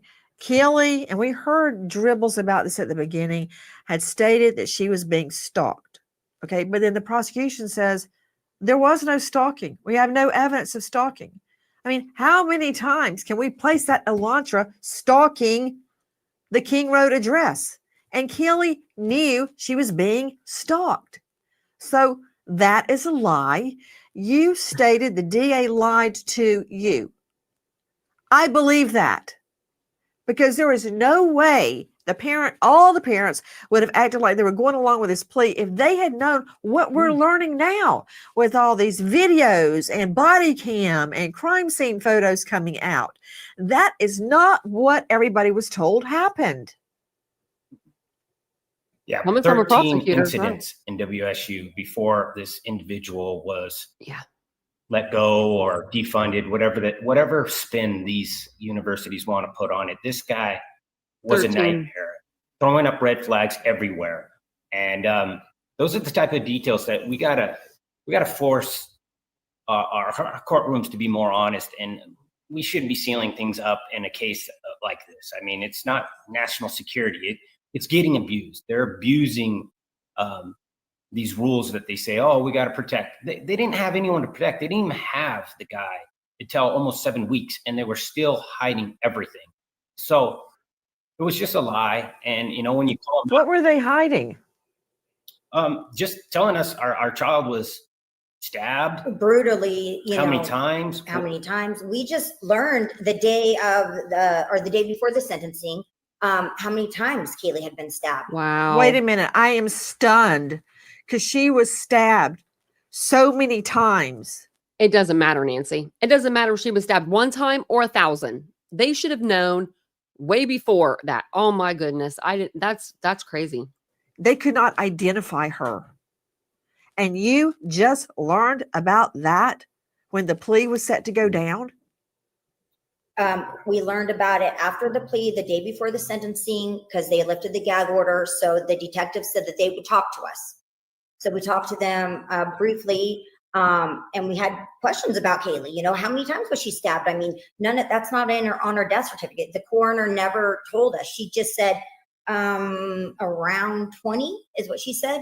So we really didn't know, and we didn't know where. So we asked them that, and they told us 38 times. And then we were like, okay. And they said Kaylee had really bad damage to her mouth. And I asked them if her teeth were intact, and they told me no. And then that's devastating that a mom had to ask that question. And the day of the sentencing, the docs were dropped, the Moscow docs were dropped. And the next day we were driving home, and I was reading some of them, and I read that Kaylee was, unrecognizable. And that was, that word will forever traumatize me. I didn't expect that. And then to read another report that said the same thing, unrecognizable. And then to read a third report that said he wasn't sure what he was really looking at because the facial structure had been so badly damaged. So that's why we're disgusted with this prosecution team. I mean, we did not know any of that for 2 years and 9 months. We did not know that because of the gag order. And they're telling us, are you okay with us giving them life in prison? We're like, no, we're not. And the people who are, they don't know what we know, and we don't know what they know. I don't know what happened to their child. They don't know what happened to mine. It was a protect the business over the victims, over justice. We're still fighting with it. I mean, we're still fighting with it to this day because we're hearing details that he was following girls out to their car, and one of the professors said this guy's going to be a problem if he gets his PhD. He's going to harass students. He's going to freaking abuse his power. All the things that we suspected that were going on, we find this out afterwards. Why they go on a media tour? They only told us so they could go do a media tour and tell all you guys. So they're like, well, we have to tell them before we tell the world. So basically 12 hours earlier, they tell us, and then they grab a microphone and tell the world. Wow. That's really how it went. That's what happened. Yeah. I'm just so. I'm wondering if he used like the butt of the knife, you know, when you have something harder in your hand, it's going to, you know, have more of an impact. He's a boxer anyway. I mean, he was. So I'm wondering if he had that knife in his hand or hit her with the butt of the knife or the heel. I don't know what you call that part of the knife, but where like the handle part is, because they are very hard. Like those handles are. Stunned at how this went down on you. And there's something about the victim's face, because I know I'm projecting. Keith was shot 5 times in the neck, the face, the back. And I try not to think about it because it throws me into a horrible depression, because I think about the bullets tearing through his face. He had these beautiful blue eyes. And I wonder, were they shot? What happened? Did he feel it? When you learned how many times she had been stabbed in the face, were you full of rage? Were you full of tears? What went through your mind when you learned the truth? Too late. So we actually learned all the truth from her autopsy report, and we were given her autopsy report on a thumb drive during the sentencing. The investigator walked into the courtroom that day and said, and we had arranged that, and he said, here's the autopsy report. So in reading that autopsy report, we found out that Kaylee had been stabbed 24 times to her face and head. She had 11 to her chest, neck, and like torso area, and 3 to her upper extremities. So I thought about her eyes too. I was like, was her eyes stabbed? But somehow or another, Kaylee's eyes had not been stabbed. Kaylee did have really bad facial damage. Some of her teeth were missing. Several were broken. And she had 2 subdural hematomas to her head. So her nose was broken badly. Yeah. So that, for me, it was outrage because my daughter was fighting up to her very last breath. Over and over, she kept trying to get out of that bed, and he was just drilling her. Yeah. And she's fighting for her last breath. And I got this old Santa Claus who's just throwing out a white towel, just saying, oh, let's just make it all go away.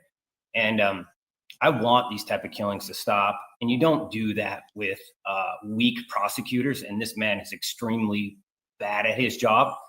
And just yesterday, we asked AI, what are the safest countries in the world? And out of the top 10, every single one of them have the death penalty. Well, 8 of them have the capital. So for somebody to think that capital murder doesn't work, well, the safest countries in the world use it, and they don't use it like how we are in America. Yeah, as just a bargaining chip. Yeah, Idaho has it, but our guys have been there for a long time, and we knew this wasn't going to happen fast. Yeah, but he was going to be on death row. It's the principle. He deserves to ultimately die. Now, maybe he's going to die of natural causes or just because he gets old in there. But we were hoping, because they just brought back the firing squad, that here in Idaho, things were going to pick back up and they were going to start, executing these murderers and these criminals that are on death row. But we knew it wasn't going to be anytime soon. We didn't think they're just going to take him out back and shoot him. I mean, that would be great.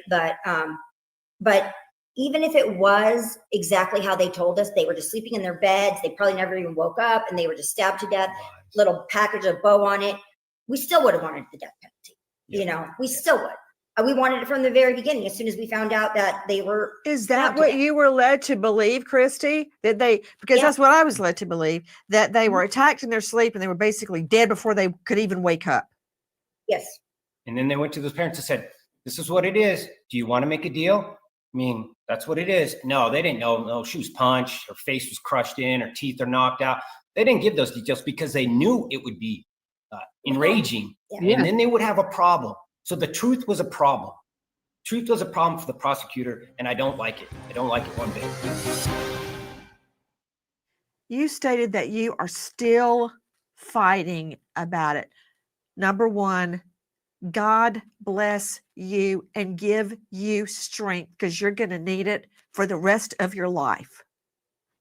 You are going to be scrutinized. You are going to be followed. You're going to be photographed. Everything you say is going to be parsed and analyzed and attacked. Nancy, but don't you said you're still fighting. How? They have we're still trying to get them to release documentation. They told us that as soon as we were out of court, they were going to give us all of the discovery. Just 2 days ago, they sent us an email and said, no, that we have to go through it as the Freedom of Information Act. And we were in a meeting with. No, they're not. They're not going to charge these poor families for those documents, are they?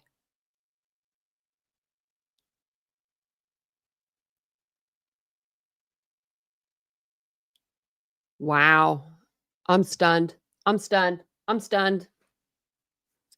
You stunned me. You are kidding me. They're making you file a FOIA request for the documents? Yeah. And you know how far back it is? They're woo. Yeah, these people don't 2 do days a good ago, job. because we kept saying, because they told us they would give it to us. They said they will give you all a discovery. And Shannon said, they're not going to have to go dig for it and get in line with everybody else. And they said, no, we'll give it to them. And we keep on asking. And then 2 days ago, we got an email and said, you're just going to, here's the links. You need to get on here and you need to file these forms and these requests. And there you go. Which I did. And then they came back and said, we can't find any records on Kaylee. And I was like, all right, guys, tell me what department. The FBI has like, let's just say over 10, and it's probably closer to 20. And I didn't know what department. I went for criminology justice, I believe is where I did the FOIA. And they said, this is the wrong department. So I went back to them and said, can you at least tell me what department I'm getting a Freedom of Information Act on? And they're like, we don't have anyone to even talk to know. So they don't even know. And I'm like, you guys They don't. It's like that. And it's like that everywhere you go. are clowns. You guys are clowns. You should be embarrassed to be this bad at your job. And I'll hold you accountable. And I think every family, when you lose your child, you have to like expect the most. When you're talking about life and death, you have to take charge of the situation. There's going to be a time for you to struggle and be a victim, but if you can rally up and then go into that system and say and demand justice, and demand that your child is treated as fair as possible, and you'll feel better when it's all said and done. You know, it's never going to bring them back. And I literally had a judge scream at me, we're not going to bring her back. And I was like, that's not what this is about. This is about you guys doing everything by the book. Wait, the judge told you you're not going to bring her back? Yeah. Yelling at me, telling me he didn't want me to talk to the media anymore. And I said, well, that's not going to happen. I'm going to talk to the media every single time I want. He basically said, well, then we'll never have a trial. Yeah. He in a closed hearing. I can't believe What? What did he say? You guys we're not going to bring her back. Done. You know, it's as fair as possible. And you'll feel better when it's all said and done. You know, it's never going to bring them back. And I literally had a judge scream at me, we're not going to bring her back. And I was like, that's not what this is about. This is about you guys doing everything by the book. Wait, the judge told you you're not going to bring her back? Yeah.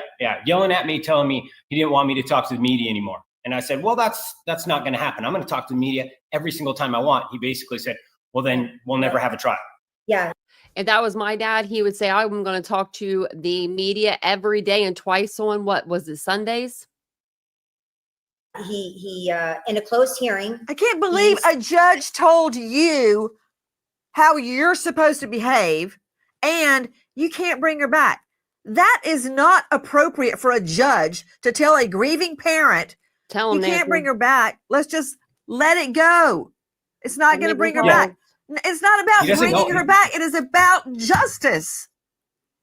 Yeah, he actually said, he was talking, we all were in the courtroom or on Zoom, all the families. And he actually said, and the Goncalves family, especially the dad, needs to shut his mouth. And I said, that ain't going to happen. And he said, I don't agree with that. And he said, I'm stunned. If Hippler, I'm going to say it was Hippler because we know it wasn't John Judge. It wasn't him. If Steve reminds me a lot of my dad, and if that was said to my father, good thing they would have been on a Zoom call, because my dad, if they were in person, he would have been in prison. He would have jumped over that bench. And I'm not exaggerating. I'm not trying to be like, that's my dad. No, my dad was nuts. That's exactly what he would have done. If they were on a Zoom call, my dad was so stubborn, he would have just been like, okay, I'm going to do the mostest then. The mostest. No wonders why that judge was being so mean about like people calling and stuff the day before the sentencing. I don't care if you don't agree with that. And Steve said, well, I mean, you know, I'm fighting for justice for my daughter. And he says, do you think that that you're going to bring her back? Doing this all is talking to the media is going to bring her back? And Steve goes, no, I mean, I know that that's not going to bring her back, but you know, I still have. That's we got to hold people accountable. Voice, you know, have to hold people accountable. And, how in the hell does he get off saying it's not going to bring her back to you, who have lost your precious pearl, and he is telling you to speak or not speak? I mean, I still had a son at that college. There was another victim's sister that went to WSU. We had lives still on the line, making sure that place was protected. And when we're sitting there saying, hey, we need to know the facts, we need to know were they stalked, what's going on? We have kids still going to school here. And they're just like, no, you don't have the right to know anything. And it was, yeah. Yeah. No, Do you think the other parents were duped? You think the other parents were 100 duped? I do. That know they they didn't were. understand know. the I do. facts when they agreed to that plea? So the plea, they set up a meeting with us via Zoom, our whole family on a Friday afternoon. It was like an hour and a half long, and we talked about logistics of trial because it was coming up. Security, where we're going to park, how we were going to have to phone in every day and tell them who's coming, and yada yada yada yada. Our car had already been vandalized in their parking lot. From the previous year. Ada County. Wow. So we're like, how do we make sure this doesn't happen anymore, guys? And ironically, that day that we went to court, there was a bunch of pro-burgers on the other side sitting behind Bryan doing this and on the camera, and the car was vandalized. We're like, so Speaking it was all about of the pro burgers, you know what I have in my hand? All of Kohberger's complaints. I know it's kind of irrelevant. All that matters is Kaylee is gone and her friends are gone, and he murdered them, and we're paying for his 3 hots and a cot. That's what matters. And is there any way under God's sun that it can be fixed? She's got his handwritings in her hand. But I find it ironic that he is filing complaints that he is being threatened sex harassment through the air vent. Peru. Oh, I can't wait for Peru to become his new man. Like, Sorry. he was the one looking up online, attacking and raping women in their sleep, when they were drugged, when they were passed out, when they were comatose. That's his fantasy. That's why he broke in that night, when he assumed the girls would be asleep. He's whining that, Mommy, they're threatening me through the air vent. And he's actually, I love this one, that he's complaining about the food on his tray and the nutritional value of his food. he didn't get his banana. And he refers to bringing the food like a butler. The service just hasn't been that good. At service, It's going to get a lot worse. And he said they didn't call the kitchen. He said they didn't even call the kitchen. I mean, he's probably going to be, he probably would eat on those pots and pans from his aunt's house now, you know? I mean, I'm just saying, I still wouldn't, because I do have sensory problems like him too. So he's living hell on earth right now. Like I can say that he definitely is. He probably is wishing he had that firing squad. He's the property of Idaho now, and it's going to get worse. I guarantee you that. I like you said, I think it's very ironic. I'm like, for him to get there and so quickly start complaining, and even throwing out other inmates' names and CO names. It's like, you were in prison. I mean, like, this is not his forte. I mean, his forte is to kill, but not to be killed. You know, his forte is to, possibly, I mean, he didn't rape any of our kids, but possibly, but not get, I mean, what's good for the goose is not good for the gander here, And I think it's just so ironic that he is complaining with written complaints and saying, this inmate so is doing this to me and saying this to me and this, and he expects them to come and save him. Yeah. Well, they've been babying him, and we baby our prisoners.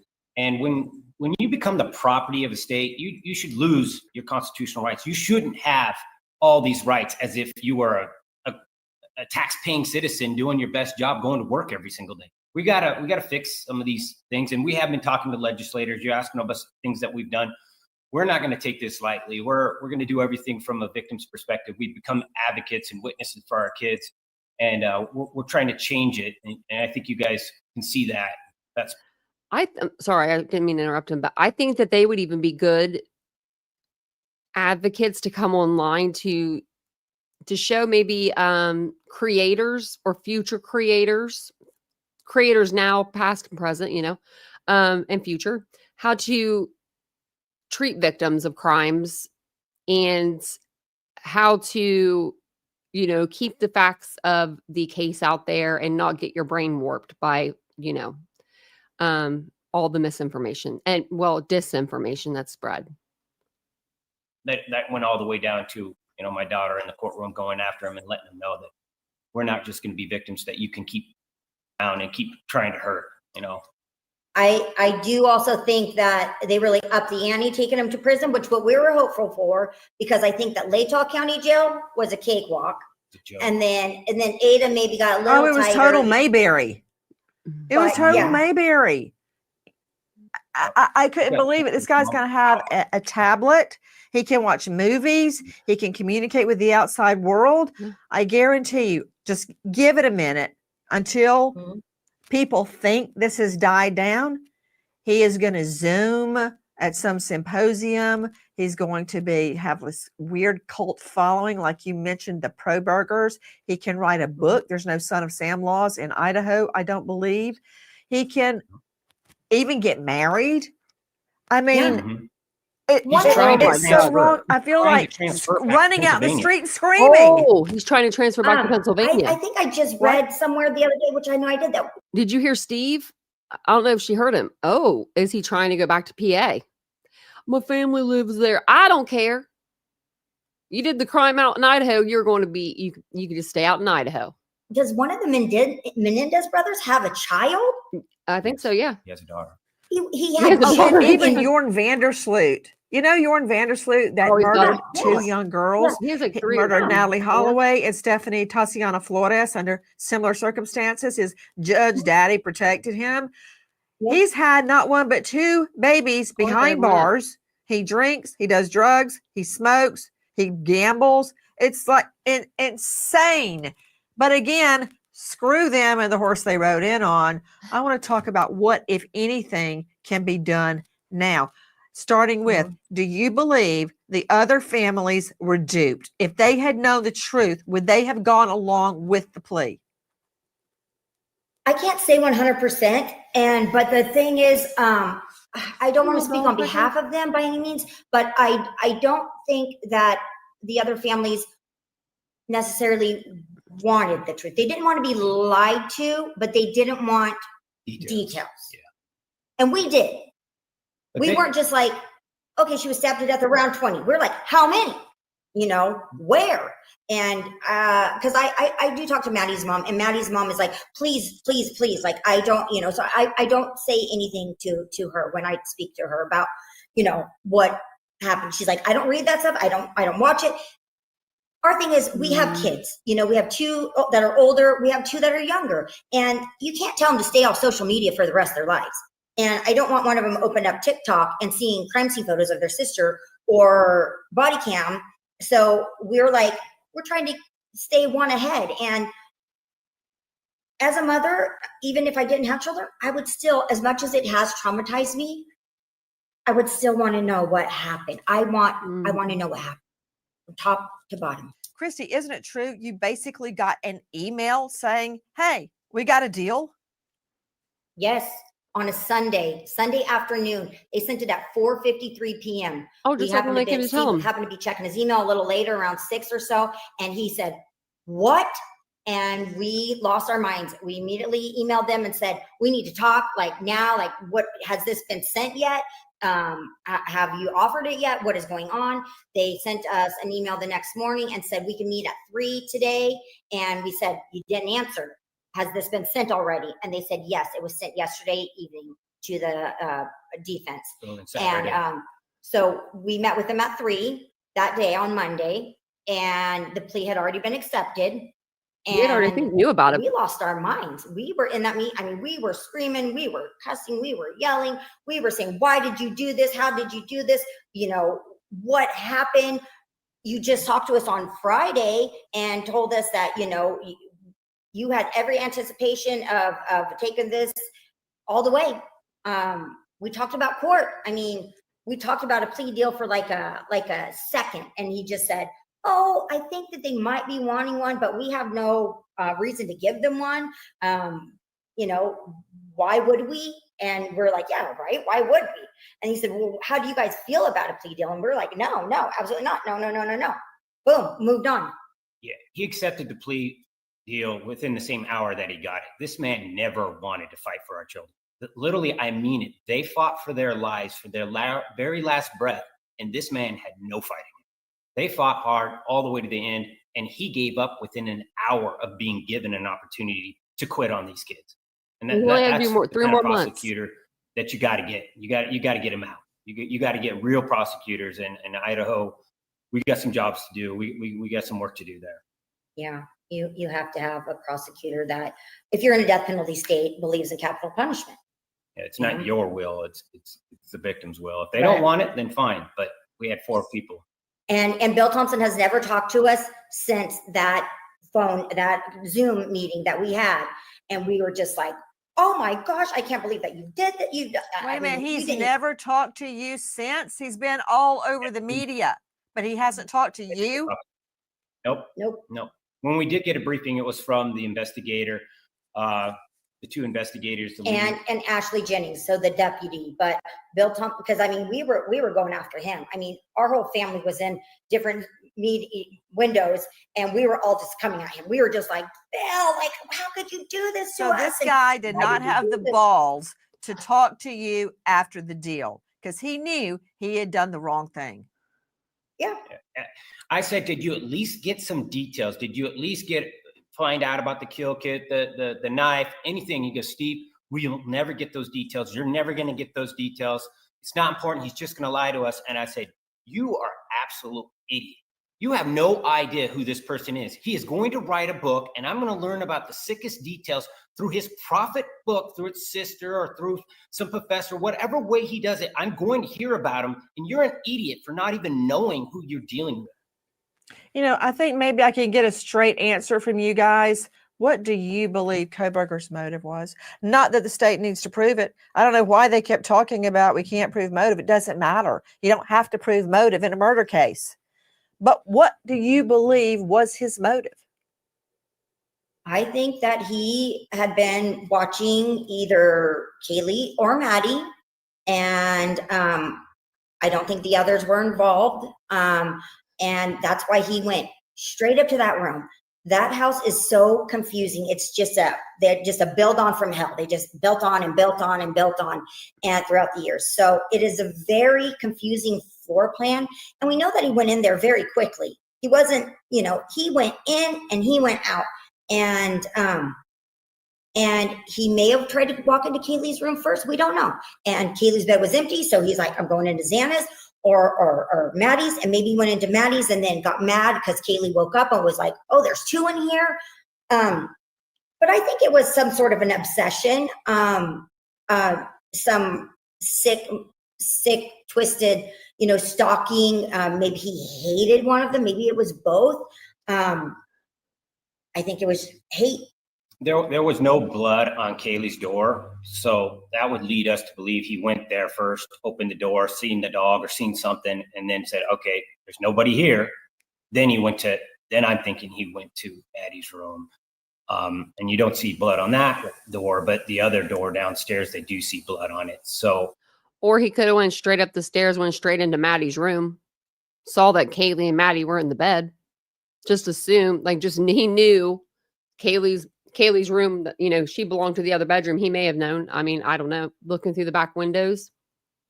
I think we're just going through this, reverse engineering it. We've talked to detectives and things like that now. And we believe that explains who he was going for. And he definitely stalked them. He stalked multiple girls on that hillside. He's a copycat killer, and he just was really poor at it. And you can look at his handwriting. He might be a PhD student in Pennsylvania, but he would have had a way harder time out here. He looked like a little kid, like a little 5th grader writing that paper. So I can't believe that's. Guys, why do you think everybody is attacking Dylan and Bethany, acting like they did something wrong or even part of the murders? It's insane. I hate it. We absolutely hate it. And it just, I fear, and these girls are so young, and for them to have to deal with this for forever. And I'm not going to say that the events that occurred that night were strange. Do we think they were involved in any way? No. Could they have saved the kids if they were to call 911 right then and there? No. But I mean, but you know, when you go into fear, you go into that flight or fight mode, and maybe that was they flew, you know, and they cuddled up together. It is very clear. You know that what's they interesting about what you said when you were talking about you saw the LA law enforcement come up in your driveway, you ran to the bedroom. That, I mean, it's hard to explain in the heat of the moment, the fog of war, why anybody does anything that they do. Yeah. Why did I throw all my books down? I don't know why I did that. Why did you run to the bedroom? I don't know. Why does anybody do anything? And attacking those girls is just like more victimization. Another thing, I know you've got to go. I find it really interesting that Washington State had this long history of his anti-woman, misogynist, stalking behavior and did nothing. That's really interesting. If he had been thrown out, he wouldn't have even been there. That's what I said. Exactly. Yep. He should have been thrown out before he ever killed these kids. That's the truth. They should have set a standard and said, look, we don't put up with this in our university. You cross the line, you're done. I wonder if these parents can go back on that university and sue the crap out of them for not doing more. Not even our decision. It's just your behavior. We're holding you accountable. You should behave like this. That's the expectations in Washington State University. And you either do it or you don't. I mean, he had 13 in the first semester. The first one came in August. That's the first month that you come to school. And then 12 after. And November had a huge, Thanksgiving break. And then he didn't even go the whole month of December. He took off like December 9th or 10th. And there's 13 formal complaints. What were they doing? What was he doing? Following them, stalking them? Just being, would kind of act aggressive and stand in doorways from what we've read. And the girls would have to like walk past him and like, yeah. Guy should have been punched in the face. He was a creep, man. He's a disgusting creep. The kind of guy, we even heard about it from the Seven Sirens bar where those girls put a little note, said, hey, if you get this credit card, watch out for this guy. I mean, he's been doing this his whole life. And we didn't stand up to him. And we need to start standing up to these type of bullies. And hopefully Idaho will get it right. Hopefully those prisoners in there, they'll do the real justice. They'll act like real men in there, and they'll handle it the way that it should be handled in the first place. Yeah. Oh man! Is there any way in your mind that this plea can be reversed, or any way that the feds may seek the federal death penalty? I doubt it. We've heard that and we've seen that, and a lot of people have reached out to us and said that this can happen, but we don't understand why it wasn't federal in the first place. Yeah. I mean, he crossed state lines to kill. He drove from Washington to Idaho. We never understood why it wasn't a federal case in the first place. But I can understand that. I think they're just like, it's done. I've got another question, because a lot of crime victims are watching you right now. Do you ever feel Kaylee's presence with you? Every day, I bet. I do. I do. Not as much as I would like, but once in a great while I do. And it's funny because, like you're outside and a little ladybug will, a ladybug will land on you and you're like, oh, it's bug. And then you're like, oh, ladybug, so ladybugs really get me because it's not that common that a ladybug will land on you. But Kaylee was bug. She was our bug. That's what we call her, K-bug. And we all just recently got ladybug tattoos. But ladybugs are very special. And I feel like, And then here's another thing is Kaylee was, she loved Stitch when she was born. Stitch just came out, the cartoon Stitch, the Disney. And so we bought her everything Stitch.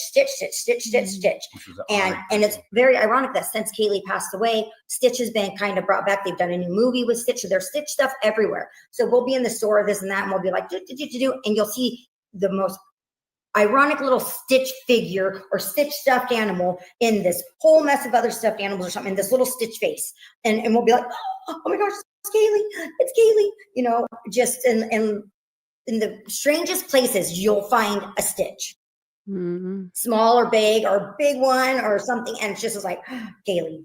So stitch I bet you she buys them all and gives them to her grandbabies now. and lickety bugs. Guys, how do you Look at Steve speak smile. with a straight Like you hits. Man, that's face? How do you keep being so strong? I'm looking at Steve Goncalves, and his face is like granite. How do you stay so strong? Because it's so important. And I love our country. I love the state of Idaho. I want things to get better. I don't want these kind of sickos to prosper. And for us to win, we need real leaders. We need real men and real strong women who can stand up to these people. I'm making them. I'm raising them. I got some of the strongest girls in the freaking world.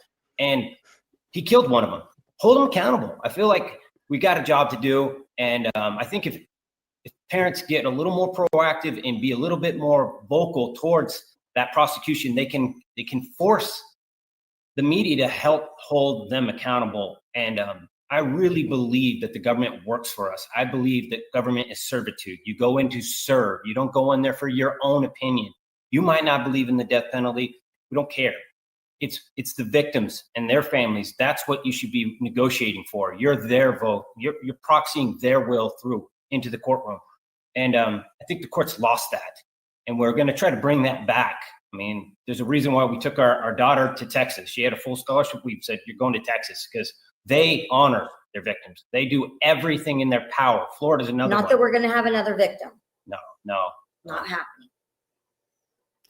But I don't know if you know this, You don't show and these weakness, are like, not you know, just empty words, but I want you to know from the beginning, the very beginning, you are the focus of so many prayers for you, for your children, for Kaylee, not just for what you have endured, but what you will endure. And I want to thank you so much for being with us. Thank you. Thank you to your audience. Thank you. Man, when they talk about Kaylee, like you'll see Steve light up. Like he'll have those moments where he lights up, and it makes you want to smile or giggle because you don't get those moments from him very often. You know what I mean? Those like little moments. He does really remind me a lot of my dad. The hair, everything, especially when he had the facial hair. Then he really did. My dad was a little bit smaller than him. My dad was a skinny guy, but they look similar. And I think it's probably like the fight in them, you know. It's very sad. This is a very sad case. I wonder if the parents would change their mind about the plea deal if they know now what they didn't know then, because they didn't know anything then. I'm surprised that more families were okay with not knowing these things, you know. So, oh, thanks, Mom. I appreciate it. My eyes feel so much better. When I was reading the documents, they were burning so bad, and I was like, I'll be fine. I'll just fight through it. But they were like, but I have these drops. They're like, I think they're yeah, they're like a steroid drop, I think. No, these ones aren't the steroid drop. I think these are just to clean it. Okay, it's not expired yet. I was like, because I never take them. I have so many boxes of those. I don't know. I think that she said that when she doesn't talk to Maddie's mom about it, like about the case, because her mom doesn't like watch anything that goes on. Yeah, I don't know. I appreciate it, Mama. Thank you. Yeah, I'm cool until my eye was burning. I was like, what the heck? And I guess it was just the one eye, but it feels like both. Like, I don't know. I know I only have one eye, but I'll say eyes all the time. The other day we were in the car and I don't know what made me think of it, but I was like, I don't really consider myself with only having one eye. Like, I don't consider that, and I should. I need to be more like diligent in that, and knowing, hey, you got one, because I want to be able to read to you guys for like a long, long, long, long time, So we just got to make sure we keep this one good, which I do have actually. I have a doctor's appointment to get that bad boy checked out in a couple weeks. Oh, thank you, Maga Mama, for the $9.99. Thank you. That was so nice of you. Thank you. I was trying to heart it. There we go. Let me see actually. If I have I don't know where my. Oh, well, where did it go? That's weird. Oh, there it is. I don't lose things. Like, I usually don't lose things. Well, thank you. I try to read good to you guys, but I felt like tonight I was kind of like rushing through it because my eye was burning so much. And I was like, oh man. I might have to call them tomorrow and be like, yeah.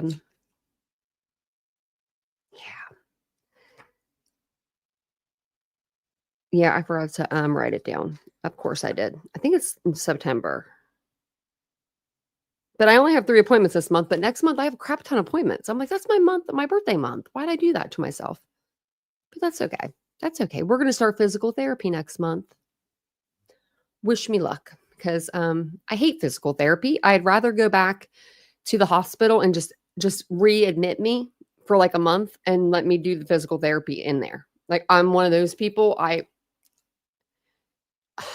To get in the car, to get dressed, get in the car, go there and do it. I'd rather just be admitted in the hospital. I am. When's your birthday? Happy, Mom. I'm the 17th. Oh, I can't really see the book words anymore, Maga Mama. Like, if I'm looking at an actual like book, it's really sad. I really hate that for myself. But like, I guess if I were to read like maybe slower, it wouldn't be so bad. But when I read to you guys, I definitely have to do it on the computer now. Oh, yours was in July. July what? My mom's was in July. Hers was the 19th. Maga Mama, I don't know, because I never really tried it. It's so bad. Okay, so I know it's going to help. I know it will help. I have the worst balance. I have the worst, like, I just need more strength. I don't have like the worst strength. I'm pretty strong, but I need like more strength. I'm good at like getting the lids off of jars and stuff like that. Like that kind of strength I'm good with. Like Vincent will bring me in the jar of spaghetti sauce when we eat spaghetti. He'll be like, will you open this? And I love that. I'm like, yes, I will open it for you. He's so strong. I don't know why he doesn't open. He's probably saving his hands. That's what he's doing. His wrist probably hurt from typing for so long, because that's so funny that he brings it to me. But I always ate pickles as a kid, so I was always opening them. And plus, my dad, they always taught, like, if you don't know how to open it, just hit it with the knife around the edges, which I never have to do that. I don't know how I don't know how my hand's strong, but it is. You hate PT? Yeah, I do too. I've been there a couple times. So I've been there like once, and then I quit, and then I was there again, quit.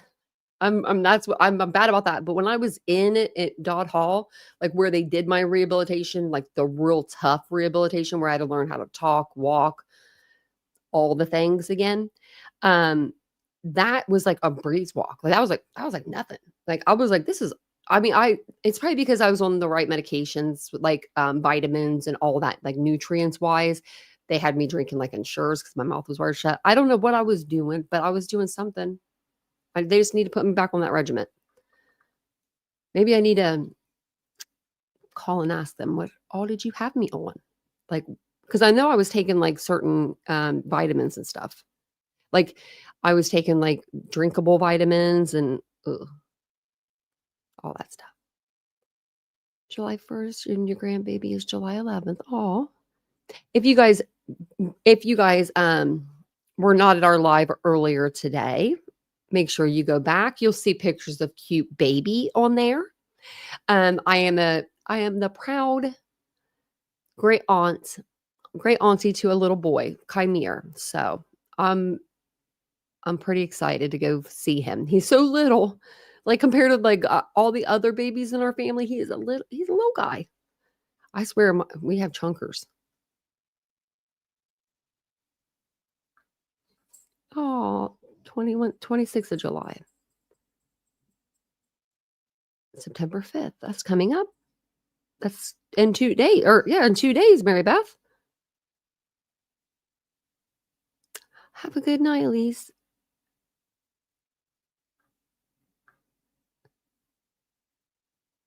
Oh, Margot, thank you. Where'd Margot come from? Margot just flew in here with some gift and 5 memberships. Thank you, Margot.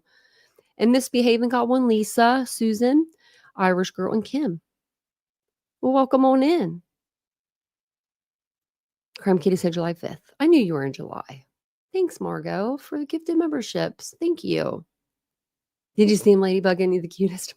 He has like a bunch of hair. Vince came home and we started doing stuff tonight. And I was like, wait a minute. It's like, I forgot to tell you. I was like, I'm a great aunt. Like, I'm excited. I don't know. Like, I think I'm going to get something for Lexi. That's my niece's name. So I already know she has a ton of family. A ton of family. I'm gonna call my sister-in-law and double check with her though. But I think I'm gonna get her, I'm gonna make her like a care basket for her. Like all the things that a new mom would want in her basket. And also some liquor, you know, for later on. Or some, you know, wine or something. I'm gonna get her that. But I wanted to get her some you guys will have to help me. I don't know. I'll ask my sister-in-law too, but I know that there are some things that I've never been a mom. But I know that there's like certain things that y'all need after having a baby, like, you know, that you have to have that aren't as fun, but I want to get the fun things too. I want to get her some like pajamas and maybe like a comfy robe, or I know that like women need like different like pads and stuff like that. Padding areas, pads to sit on, I guess, to use. I don't know. My friend just showed me hers and I was just like, what are those? Do I have the Dateline episode? So it'll be on Friday. So it'll be on Friday on YouTube. And I think what I'm going to do is I'm just going to record it as it's playing, like airing. And then I'm going to put it on Patreon for the people that can't watch it on YouTube. But it will be on YouTube. It won't be on YouTube. Sorry. It'll be on ABC and Hulu. It won't be on YouTube. Sorry. The old one. Yeah. Happy Mom. I have it over there. The 2-hour one, I have that one on there on Patreon. And then I have the docu-series. That was 3 episodes. It just came out a couple months ago. And then a couple months ago, right before trial, they did a documentary and I put that on there. And then also we have the docu-series for the Long Island serial killer. And I wanted to do another one. I can't remember which one it was. Felicia, that's what they are. I guess but hers were like the pads, but I was like, what are they doing to you, girl? I just remember going to the hospital. One of my best friend had her baby and she was like, she smoked cigarettes and I didn't smoke cigarettes. I smoked a vape, but my vape's like super strong. And she was like, can I borrow that? And I'm like, yeah, of course. You just had a baby. Hello. Right. And the baby wasn't even like in the room with us. Like, the baby was, where was that baby? They must have been like doing something. But they must have just been taking him down to like, you know, do something with him. But we went into the bathroom and I shut the door and I forgot to tell her to turn it down, like turn the vape down, because I knew it was going to affect her because she'd been in the hospital for a couple of days at this point. And she took a hit off that vape and you would have thought she had just drank like 4 shots. She was like, woo! It was pretty funny. I was like, well, I'm glad I could help. See, that's what I should get her. See, that's what I need. I need to know those things. I was just put the diaper on. Probably easier than those big ass pads. You know what I mean? Like I'll probably be easier just to work with. Thank you for welcoming in everybody, Ladybug. Yeah. Yeah, ABC has the 2-hour special. I wish I could play it on YouTube, but they'll get you. It's the background music they get you with. It's the dumbest thing. So it's not the words, you know, like it's that like little bit of like Twilight or whatever music they'll play like in the background when someone's in the interview and you can barely hear it. Listen for it on Friday. You'll hear the music now and you'll be like, that's it. It's like not even a song. Like, you know what I mean? But you would think it was Taylor Swift's new album. You really would. Yeah. So The new one, they're going to show those pictures I showed you guys earlier of Bryan Kohberger. I showed them on the live earlier, but they're going to have those and some other stuff. I don't know exactly what they're going to, I forget what they're going to have on there. We watched it. They're going to have new interviews with Hunter Johnson and his girlfriend. And I forget what else because we couldn't like really listen to it. 'Cause I was afraid the background music would get our live from last night. And we were doing one over a different case. We're doing over Suzanne Morphew. So I didn't want the whole live to get clipped because of that. But it's on Friday, 9/8 Central, and it's on ABC. And then I think on Hulu the next day. And it's a 2-hour special. So, okay. Well, I will be back on tomorrow, probably tomorrow afternoon sometime. So if you guys are available, I'll probably be on around 2:15, 2:30. I may do a live on the second channel and not this channel. If I do that, we will, and I can look it up, Mary Beth. We will do a live over here or over there. We'll do one or the other. Because I wanted to do a live over there. I thought about with everything going on YouTube lately, I feel like there's just been like a lot of craziness that's going on. I'm not getting involved in it. No, thank you, ma'am. No, thank you, ma'am. But I wouldn't mind hearing from subscribers on how they think that we can make the platform a little better. You know what I mean? So maybe we'll do something like that. We'll open it up and the subscribers can come and they could tell us how they feel and how well they think of everything and how they think of the communities, the different communities within YouTube and surrounding YouTube and all that stuff. I think it'd be a pretty good live. But thank you guys so much for being here tonight. I appreciate you. Thank you, Ladybug. Thank you, baby girl. Baby girl's still in here. and thank you, Mary Beth. I don't know, baby girl fell asleep on us. Thank you so much for the gifted memberships and the super chats. I appreciate them so much. They really help the channel grow. So I really do appreciate all the support. I will see you guys all tomorrow. Have a wonderful night. Bye, guys.